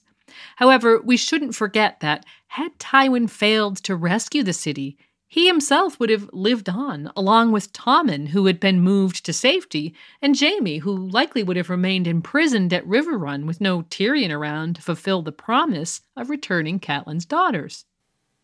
As interesting as that is to contemplate, and with a compelling case to be made that Tywin might have been better off in the short term had King's Landing fallen to Stannis, that ultimately the price he paid was his own and his grandson's lives, we want to now consider the aftermath of the battle that did occur. While there were grievous losses on both sides, heavy prices paid by many individuals and their families, there were also rewards to be had amongst the victors, and we shouldn't forget Stannis and his greatly reduced army at Dragonstone. With this battle being so large and devastating, George really had to shade a lot of characters into his world building to detail the scale of the occasion. There needed to be a laundry list of casualties to convey the truth of war, a selection of hostages to highlight the cost to Stannis, distribution of spoils of war for the victors, and a depiction of the devastation on the waterfront and of shipwrecks sunk in Blackwater Bay to capture the carnage of the wildfire. Throughout the action, we witnessed death and destruction all around, but given the limitations of the point of view style, George drops information about the battle and its aftermath into the later pages of the series, all of which serves to create a sense of depth and realism while alleviating the fog of war. So now we're going to piece together much of this information and focus on the notable casualties and captives of the conflict. Let's start with the damage to Stannis' forces and walk through their losses. Lord Bryce Caron is first mentioned as an outstanding knight when he jousts at the Hand's Tourney in A Game of Thrones, falling to Jaime Lannister. Sworn to Storm's End and hailing from Nightsong in the Dornish Marches, he comes from a line of fierce warriors dating back to the Age of Heroes. Notably, he was named to Renly's Rainbow Guard as Bryce the Orange, and given command of the left flank of Renly's army that would have faced Stannis if not for the intervention of Melisandre's shadow assassin. He remained sworn to Storm's End, meaning Stannis, after Renly's death, and post-Blackwater, Sansa witnesses an assembly wherein the spoils of war are distributed to the victors. It's here that we learn of the fate of Bryce the Orange. Next came 4 of lesser birth who had distinguished themselves in the fighting, including the one-eyed knight Sir Philip Foote, who had slain Lord Bryce Carron in single combat. Joffrey declared Sir Philip to be Lord of House Foote and granted him, quote, all the lands, rights, and incomes of House Carron. With Bryce's only surviving relative, his bastard half-brother Roland Storm, there are no members of House Carron on hand to object, and that's because Sir Roland was with Stannis, the commander of his rear guard at the Blackwater, holding off Tywin's men long enough for Stannis to make his escape on Salladhor Saan's ships, and later named Castellan of Dragonstone. He claims the title Lord of Nightsong as Stannis' man, but his ultimate fate after Loras Tyrell's assault on Dragonstone in A Feast for Crows remains unknown. Bryce the Orange wasn't the only one of Renly's former Rainbow Guard to fight with Stannis and lose his life. As we mentioned earlier, Sir Gyad Morrigan, known as the Green for his role in the Rainbow Guard, also went over to Stannis following Renly's bizarre and unexpected shadow death, and Stannis shows great faith in him when he places him in command of his vanguard. But Gyad was killed on the riverbank by Garland Tyrell, a critical moment in the battle as we mentioned. His older brother, Lord Lester Morrigan, survived the battle and remains one of Stannis' loyal lords. He will later accompany him to the north. The Fossaways of Cider Hall and the Reach also lost 2 prominent members, while the Fossaways of New Barrel, the so-called Green Apples, seem to have escaped this fate when their Sir John was captured. Sansa watchers Joffrey pledge a knighthood along with lands in the Riverlands to the free rider Lothar Brune. It says, Lothar Brune cut his way through 100 Fossaway men-at-arms to capture Sir John of the Green Apple and kill Sir Brian and Sir Edward of the Red, thereby winning himself the name Lothar Apple-Eater. In a conversation between Elio Garcia and George in 2000, the author said that following Lothar's experience with House Fossaway, he amended his personal arms to include the cores of 1 green apple and 2 reds to highlight his apple-eating achievements. And notably, the Fossaways have deep connections with House Tyrell. Sir John is married to Mace Tyrell's younger sister, and Garland Tyrell's wife is a Fossaway. Perhaps one of the most enduring minor mysteries of the Blackwater is why these notable houses of the Reach chose to follow Stannis in the first place. As we speculated earlier in our analysis, for those who had already defied the Iron Throne, supporting Stannis might have seemed like their safest bet, not to mention that if any of them actually believed what Stannis had to say about Joffrey's parentage, Stannis would be seen as the true heir. One faction not jumping for joy after the battle was House Valerian. Lord of the Tides, Master of Driftmark, and head of the house, Montford Valerian was burned to death by wildfire when his ship caught alight. Davos Seaworth witnessed the devastation. Lord Valerian's shining pride of Driftmark was trying to turn, but the demon ran a lazy green finger across her silvery oars and they flared up like so many tapers. For an instant, she seemed to be stroking the river with 2 banks of long, bright torches. Lord Montford had sided with Stannis from the outset, but had urged his lord to directly attack King's Landing before engaging Renly.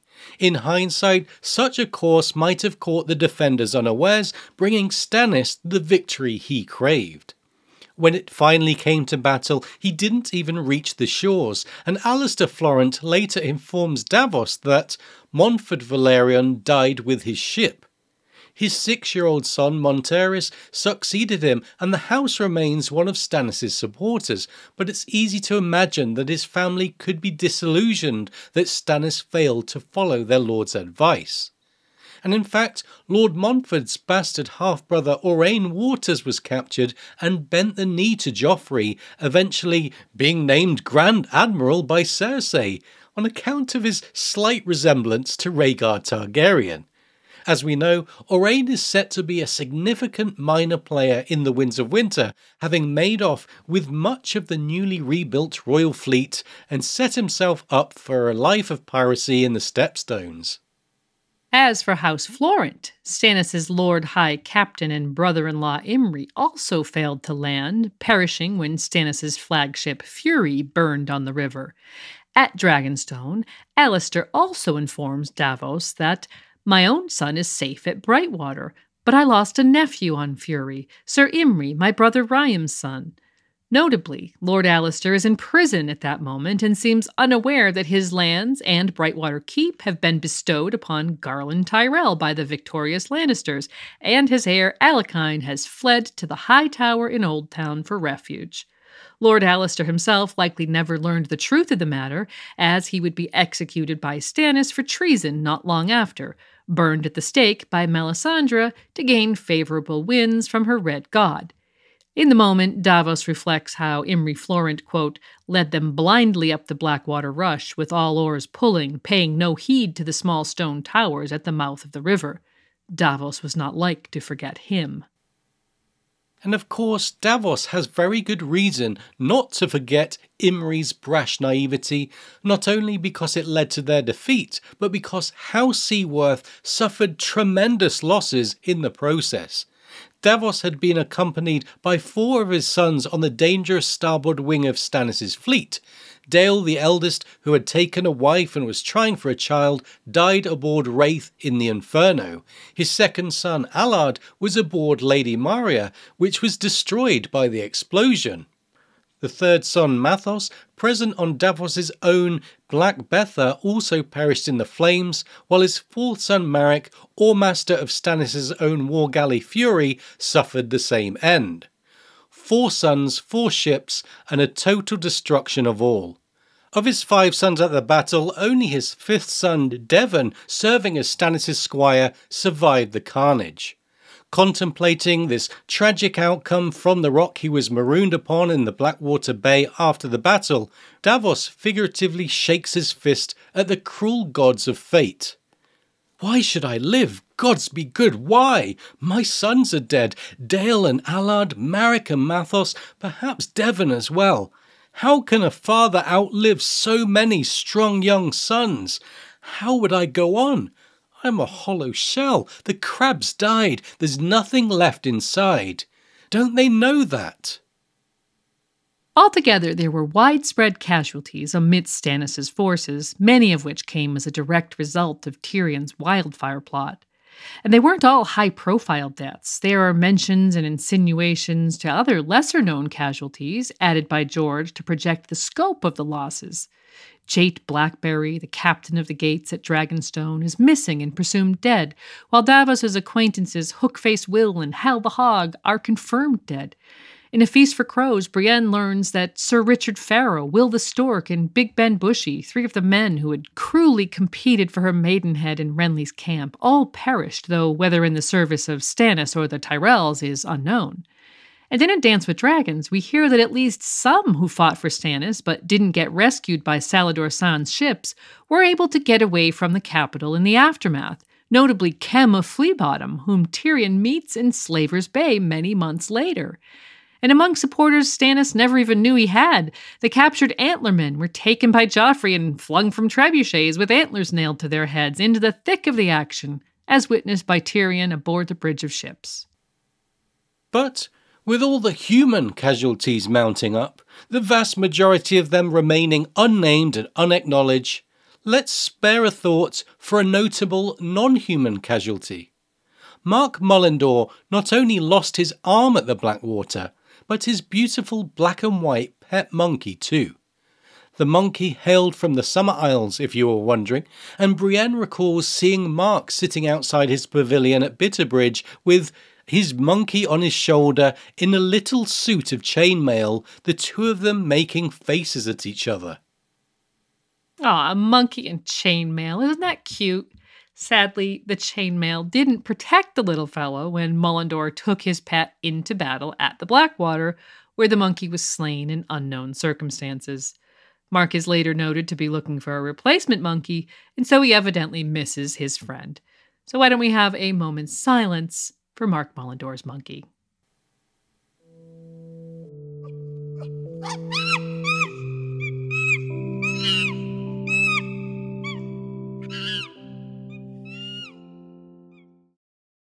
The pile of charred corpses on Stannis' side was not the only tragedy at Blackwater.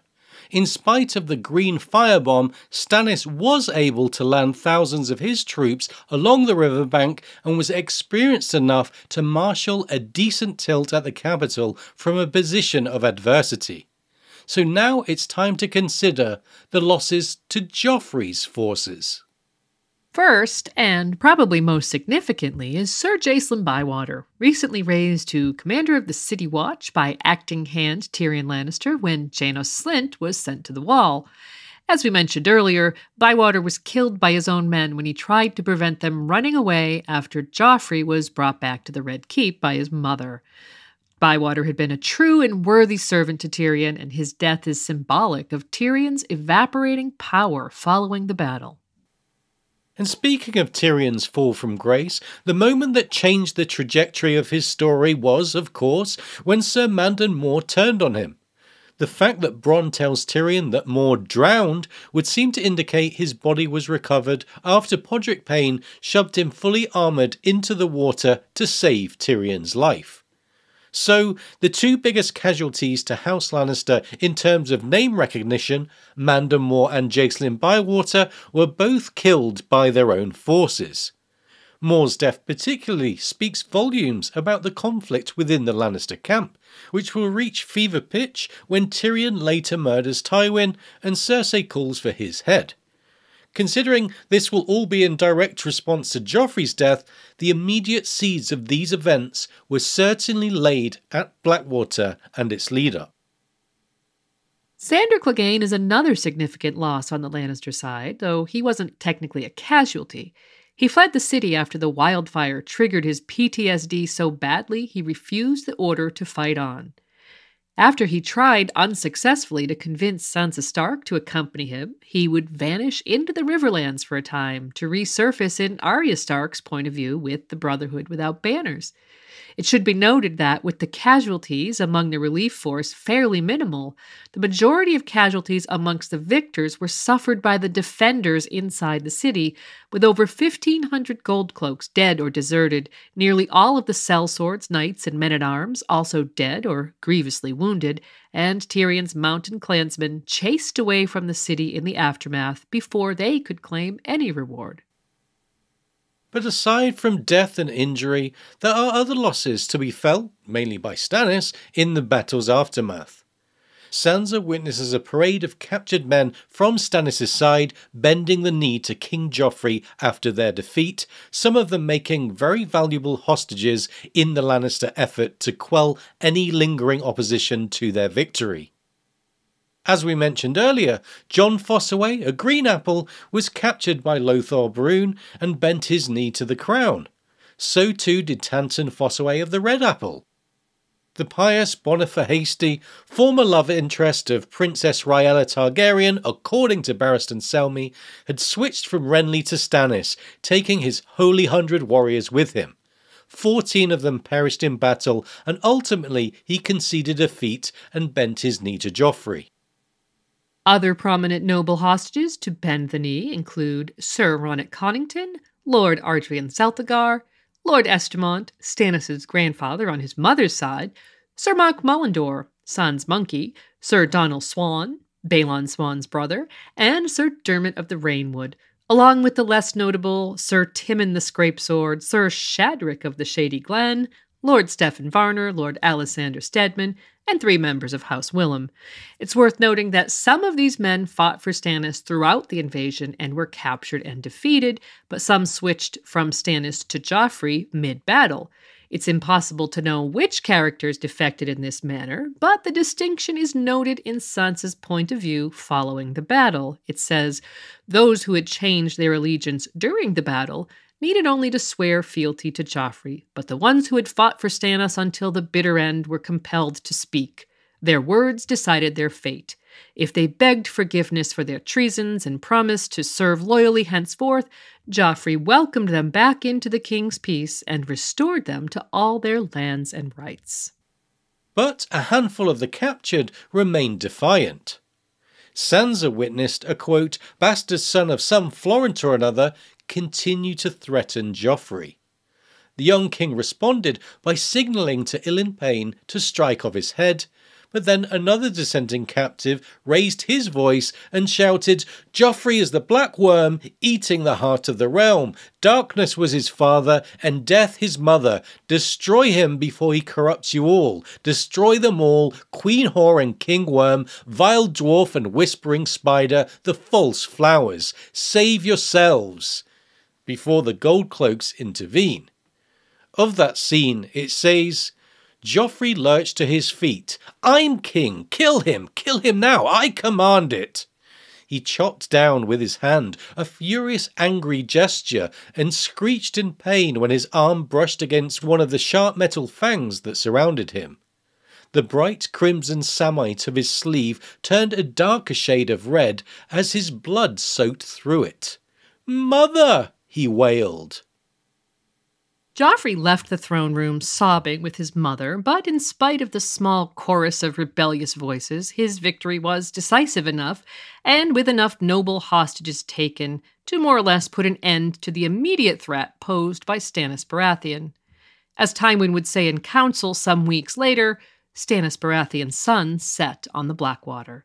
But given that Stannis still has loyal followers gathered about him, including his soon-to-be hand and newly made lord, Davos Seaworth, we shouldn't discount him so quickly. In A Storm of Swords, Stannis will perceive a different, if more roundabout, way to achieve his goals, and will set off to the Wall in response to a letter from the Lord Commander of the Night's Watch, seeking help in defeating a foe from beyond the Wall that's threatening Westeros. May the Red God grant him fair winds and following seas. We've thus far mentioned a handful of the major actors from the battle, along with a number of more minor characters getting their just rewards in one way or another. The captains of the royal fleet who managed to survive were honoured, as was Helene of the Pyromancers. Peter Baelish was, inexplicably to our POV Sansa Stark, granted the great castle of Harrenhal, previously bestowed upon Janos Slynt by Joffrey. Lancel Lannister was granted Darry and all its lands and holdings in absentia as he was still recovering from his wounds. Garland Tyrell, as we mentioned, was granted Brightwater Keep, the seat of House Florent, and Sir Adam Marbrand was made captain of the City Watch. But perhaps most notable are a couple of characters whose rewards failed to match their contributions. Lord Randyll Tarly, Mace Tyrell's primary military commander, in charge of the center battle of the Army of the Reach during the Blackwater, was sent almost immediately to Duskendale to deal with Helman Tallhart and Robert Glover, who in turn had been sent there to raid with spurious orders from Roose Bolton. Randyll received very little recognition for his contributions in the way of lands and riches. Given that his wife is the eldest daughter of Lord Alistair Florent, many think that Randyll might have expected to be granted Brightwater Keep for himself, which instead went to Mace's son Garland. Time will tell if Randyll Tarly has an axe to grind on that score, but we don't have to wait long to know that Tyrion Lannister is greatly displeased and disgruntled by the distinct lack of recognition or reward he is given. While the wounded Lancel is granted Darry in absentia, Tyrion is never mentioned, and when he does rise from his sickbed weeks later, his father doesn't seem to think his contributions were all that noteworthy. Not only does Tywin appropriate the military victory to himself and the Army of the Reach, but Cersei is given credit for the wildfire and Littlefinger for the Tyrell alliance. Yeah, Tywin does rather begrudgingly acknowledge that the chain was clever, and that Tyrion deserves the credit for the allegiance with Dorne. In all this, we can perceive Cersei's hand, since it's easy to imagine her telling a version of events in which Tyrion received as little credit as possible, and since she herself viewed the Dornish allegiance only through the lens of Tyrion taking Myrcella away from her, and she probably failed to appreciate the significance of neutralizing the Dornish army poised on their border. Ultimately, in their first meeting after the battle, Tywin upbraids his youngest son not only for the empty threats he made against Tommen to protect Alalea during the battle, but for his association with sex workers in general, his offer of justice to Doran Martell, and, in a festering blast from the past, his role in his mother's death. While all of the above no doubt played a role in Tywin refusing Tyrion the reward he requested, being acknowledged as heir to Casterly Rock, possibly the most stinging rebuke in the moment came from Tywin's apparent indifference to Tyrion's leadership in the battle, and the disfiguring wound he suffered as a result. Here's the exchange. What madness possessed you? The foe was at the gates with a battering ram. If Jaime had led the sortie, you'd call it valour. Jaime would never be so foolish as to remove his helm in battle. Gone is the implied approval of "you are my son" in the wake of the Battle of the Green Fork and Jaime's capture, and returned is a lifetime of scorn and rejection. As we've pointed out, Tyrion took absolute care in the matter of wearing his helm, and of ensuring that Joffrey also kept his helm on, visor closed, until it came to a choice of drowning inside it on the Bridge of Ships, or surviving. And it was after that choice, made in a moment of chaos and peril, that he was met with a threat from a supposedly friendly figure, a Kingsguard charged with protecting the king's family, i.e. Tyrion, with his own life. These two realities are things that, for a variety of reasons, Tyrion can never convey to his father, and so he must swallow the criticism, but oh how it must have rankled. And besides the fact we can detect weeks of Cersei having her father's ear in all of Tywin's responses, we do wonder if by this time he's had news that Catelyn Stark has released Jaime. In A Game of Thrones, Tyrion thought his father had given Jaime up for dead, but now, in A Storm of Swords, the opposite is true. When Tyrion asks for Casterly Rock, something Jaime had given up in any case when he joined the Kingsguard 18 years previously, Tywin refers to it as your brother's birthright, possibly indicating that he knows Jaime is on the loose and that he's making plans to release him from his vows. Certainly, it would make little sense for Tywin to be planning an event such as the Red Wedding, which we observe the first hints of in this chapter, if he thought Jaime was still a hostage at Riverrun. Yeah, and to bring the focus around to Tywin's secret plans, it's in the same chapter that Tyrion confronts his father after rising from his sickbed that Tywin declares he has important letters to finish. Tyrion naturally takes this as a cold shoulder, but Tywin tells him, "Some battles are won with swords and spears, and others with quills and ravens." This brings us full circle to Chinese military strategist and philosopher Sun Tzu, whose quote about victory opened this segment. For Sun Tzu also had this to say about victory: "The supreme art of war is to subdue the enemy without fighting." Tywin's secret and subtle plans to defeat Robb Stark once and for all, without fighting, will consume the remaining months of his life, and so ultimately the price of the Lannister victory at Blackwater will be a very steep one indeed for Robb Stark, his army, his family, and all the lords who remain loyal to him. We'll have more to say on that in the final segment, where we'll recap many of the turning points in the build-up to the battle, and try to answer the question of its impact. But first, let's turn it over to Ser Bronn of the Blackwater. Hello listeners of Radio Westeros, Ser Bronn of the Blackwater here again.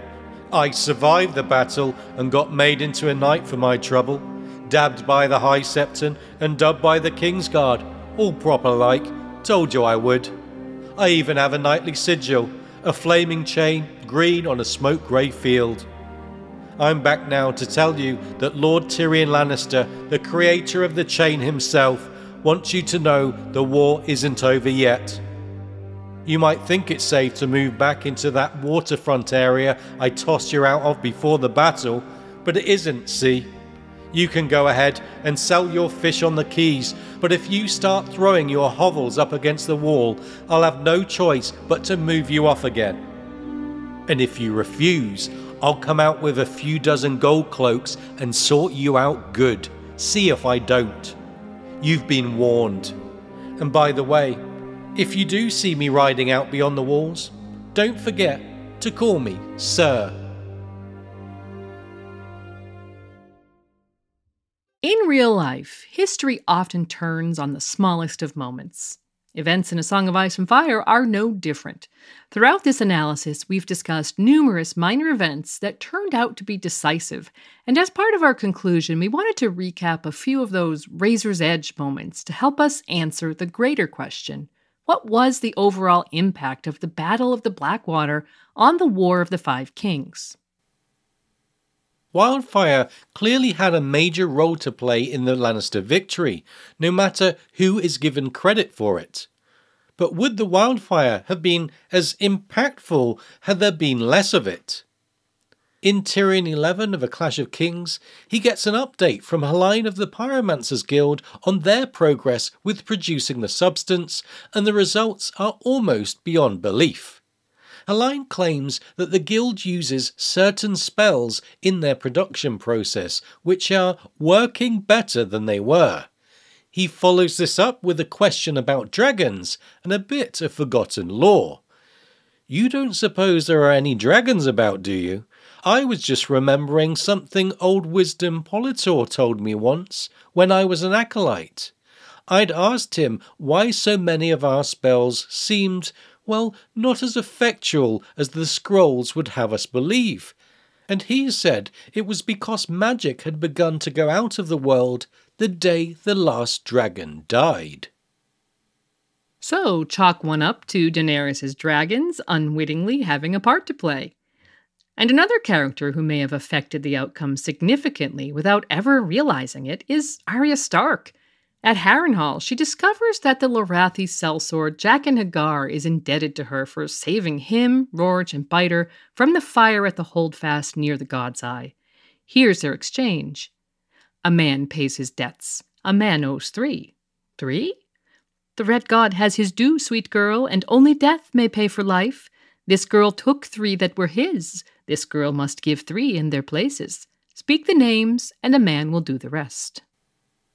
The first name she speaks is Chiswick, one of the hated Mountains men whose story about the group's atrocities triggers her rage-filled memories of the traumatic days in the storehouse on the lakeshore. But the second name she gives is born of impulse.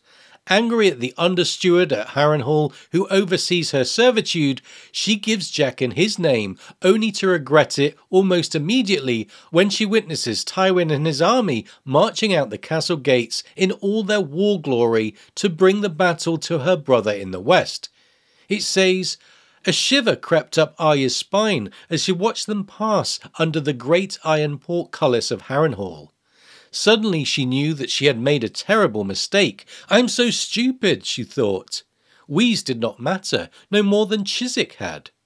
These were the men who mattered, the ones she ought to have killed. Last night she could have whispered any of them dead, if only she hadn't been so mad at Wheeze for hitting her and lying about the capon. Lord Tywin, why didn't I say Lord Tywin?" Imagine a story where Arya spoke Tywin's name to Jaqen H'ghar. The ripples there would have been more of a tidal wave, and the irony of giving the Red God Tywin Lannister in exchange for Rorge and Biter of all people would be too delicious to bear. Alas, it was not to be, and so Wheeze perished, and Tywin marched on to meet Arya's uncle Edmure at the fords of the Red Fork. And this is the classic what-if moment. After taking heavy losses over several days of attempting to cross the fords as the speediest way to return to the west to deal with Robb Stark's pillaging forces, Tywin concedes the victory of what would become known as the Battle of the Fords to Edmure Tully and turns back. It was then he was met by a scout from the Tyrell army and began his march to relieve the city from Stannis. there can be little doubt that had he won the crossing, the outcome of the Battle of the Blackwater would have been very different, as Brynden Tully loses no time in pointing out to his nephew Edmure when he and Robb return from the west. But what's not often considered is something we pointed out earlier, that Tywin might have also been personally better off if he'd won through the fords. That is, his ultimate death was seeded in his alliance with Mace Tyrell and their victory at King's Landing. And even if Robb Stark was planning his own counterattack against a Lannister army returned to the west, there's no guarantee Tywin would have been defeated, only that he wouldn't have been at King's Landing to defeat Stannis. Which brings up a second detail not often considered, that is, what Mace Tyrell would have done had the alliance with Tywin not been possible.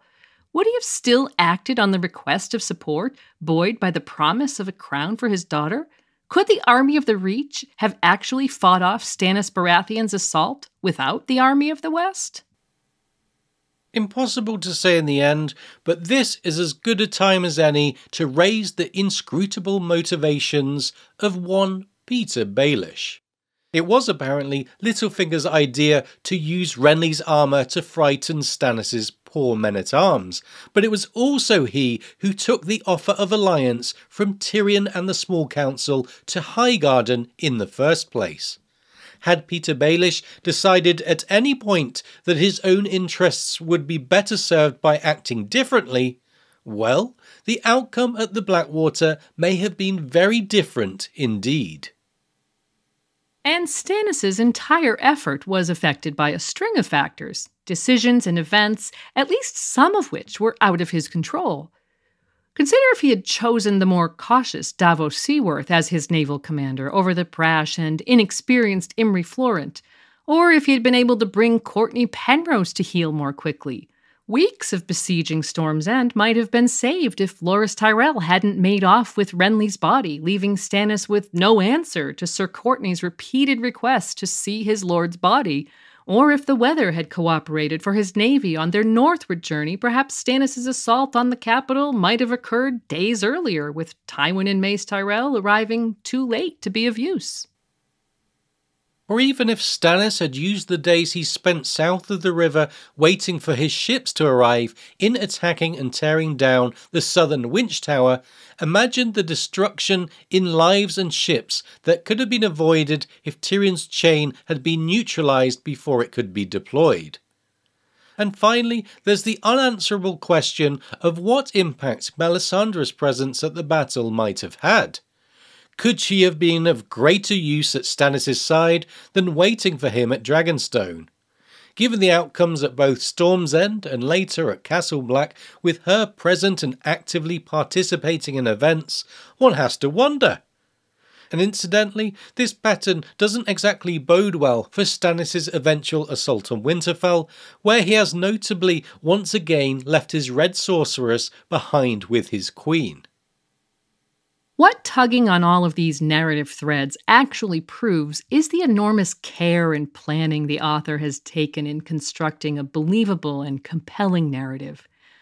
As much a set piece or spectacle as the battle is, it's as part of the sprawling War of the Five Kings that Blackwater finds its significance in the narrative. Stannis' defeat leads to him turning his sights to the north, and what happens with his army there in the Winds of Winter is bound to play a huge part in the success of northern resistance to Lannister rule. For a variety of reasons outlined earlier, Tywin's victory at Blackwater allowed him to focus on his War of Quills and Ravens, ultimately a euphemism for the decisive slaughter of Robb Stark and his supporters at the Red Wedding. Speaking of Starks, the Lannister victory at Blackwater also reset the board in such a way that Brienne of Tarth's mission to Tyrion as acting hand to exchange Jaime for Sansa and Arya was bound to fail, setting her up for the events of A Feast for Crows and her eventual reunion with Catelyn Stark in her reanimated form. The empowering of Roose Bolton, enabled by Tywin's victory at Blackwater among other things, led to the defeat of Ironborn pretensions in the north via his son Ramsay's cruel use of Theon Greyjoy. And of course, as we've said, the seeds of both Joffrey and Tywin's deaths are to be found in the alliance with the Tyrells, which will ultimately lead to Cersei's empowerment and perhaps their own future downfall. Finally, Marcella was sent to Dorne and the tenuous Dornish alliance formed by Tyrion in advance of Blackwater. As events in Dorne continue to play out, we'll no doubt get an ever greater sense of how those threads can be traced back to Tyrion's efforts to safeguard his family and the city prior to Stannis' assault. We began our analysis with the observation that the ripples from Blackwater will be felt far outside of King's Landing, and so they would. No single event occurs in a vacuum, and so this isn't entirely surprising, but tracing the threads from seemingly minor events to major results, and from those results forward into future plot points, can be quite satisfying. And that's what we think George has done to perfection with the pivotal Battle of the Blackwater. Thanks so much for joining us for this second part of our analysis of the Battle of the Blackwater. We'll be back soon with another regular episode, but now, as always, it's time for us to give credit where credit is due. Thanks to George R.R. Martin for the depth of A Song of Ice and Fire, and thanks to Kevin MacLeod for allowing us to use his music in our production. As usual, we'll end today with thanks to our patrons from the Castle Steel level. If you enjoy the podcast, consider being a patron, and you could be hearing your name here too. Heartfelt thanks to AJ, Aegon the Sixth, The Only Arsling You Need, Alex, Allie B, Allie C, Amber, Oakenfist, Brand the Builder, Brian, Camille, Casey, Charitable Rereadings, Chris, Christian, Maddie and Jessica, Sir Clint the Andal, Sir Duncan Cole, Convenience or Death, Sir Archibald Cadogan, David, Dimitri B, Dennis, Esme, Liza, Emily of the Eyrie, Ezra, Felix, Sir Gladworth, Greg, History of Westeros, Archmaester Kobe of the Higher Mysteries, Brinton Beefish, Goldie Juke, Jim McGeehan, Winter's King, John Aris, Rider of the Ice Dragon, Cenarion the White Storm, Julie Beth of Tarth, Judson, Archmaester June, Healer of the Lesser Poxes, Katie, Lady Kelly, Mistress of the Old Bay of Crabs, Mathos of House Baratheon of Dragonstone, armed with the Valyrian sword Malice, Tree Girl, Sir Galahoo of What? Lena Snow, known as the Twilight Star, Lemba, Nessie the Questing Beast, Monaro Geek TV, Maria, Margareta, and our cohort of Matts, Matt A, Matt C, Matt K, Matt L, as well as Lady Beatrix of House Grey, Maester Mary, Michael M, Anime Lover Nicole, Nimble Nick One Iric, Patrick, Peter Pebble, PJ, Philip, Paul B, Paul H, Richard, Sam, Sarah, Sean, Sir Daniel the Sneaky Russian, Sir Swift the Peppered Knight from the House of Black and Grey, Sherry, Cern, Kaiser Suze of the Free Folk, Terry, Sir Terence, Knight of the Cedars, Theo, the Cannibal of Casterly Rock, Haima Helminth, the Sellsword Sentinel, Valen Valentine, Maiden of the Blackfrost, Virginie, Gwarren Halfhand, and Yvonne. As always, let us know if I've pronounced any of your names wrong, if you have a nickname you'd prefer to use, or if you feel we've left anything out. Visit RadioWesteros.com for quick access to all our podcasts. You can also find a link to our Patreon campaign, donate via PayPal or Ko-fi, and comment on our content there, or find us on YouTube, Apple Podcasts, Spotify, or wherever you find your podcasts. And of course, you can connect with us via Twitter, Facebook, Instagram, or email. Thanks again for joining us. We'll see you soon with a new episode. Bye for now.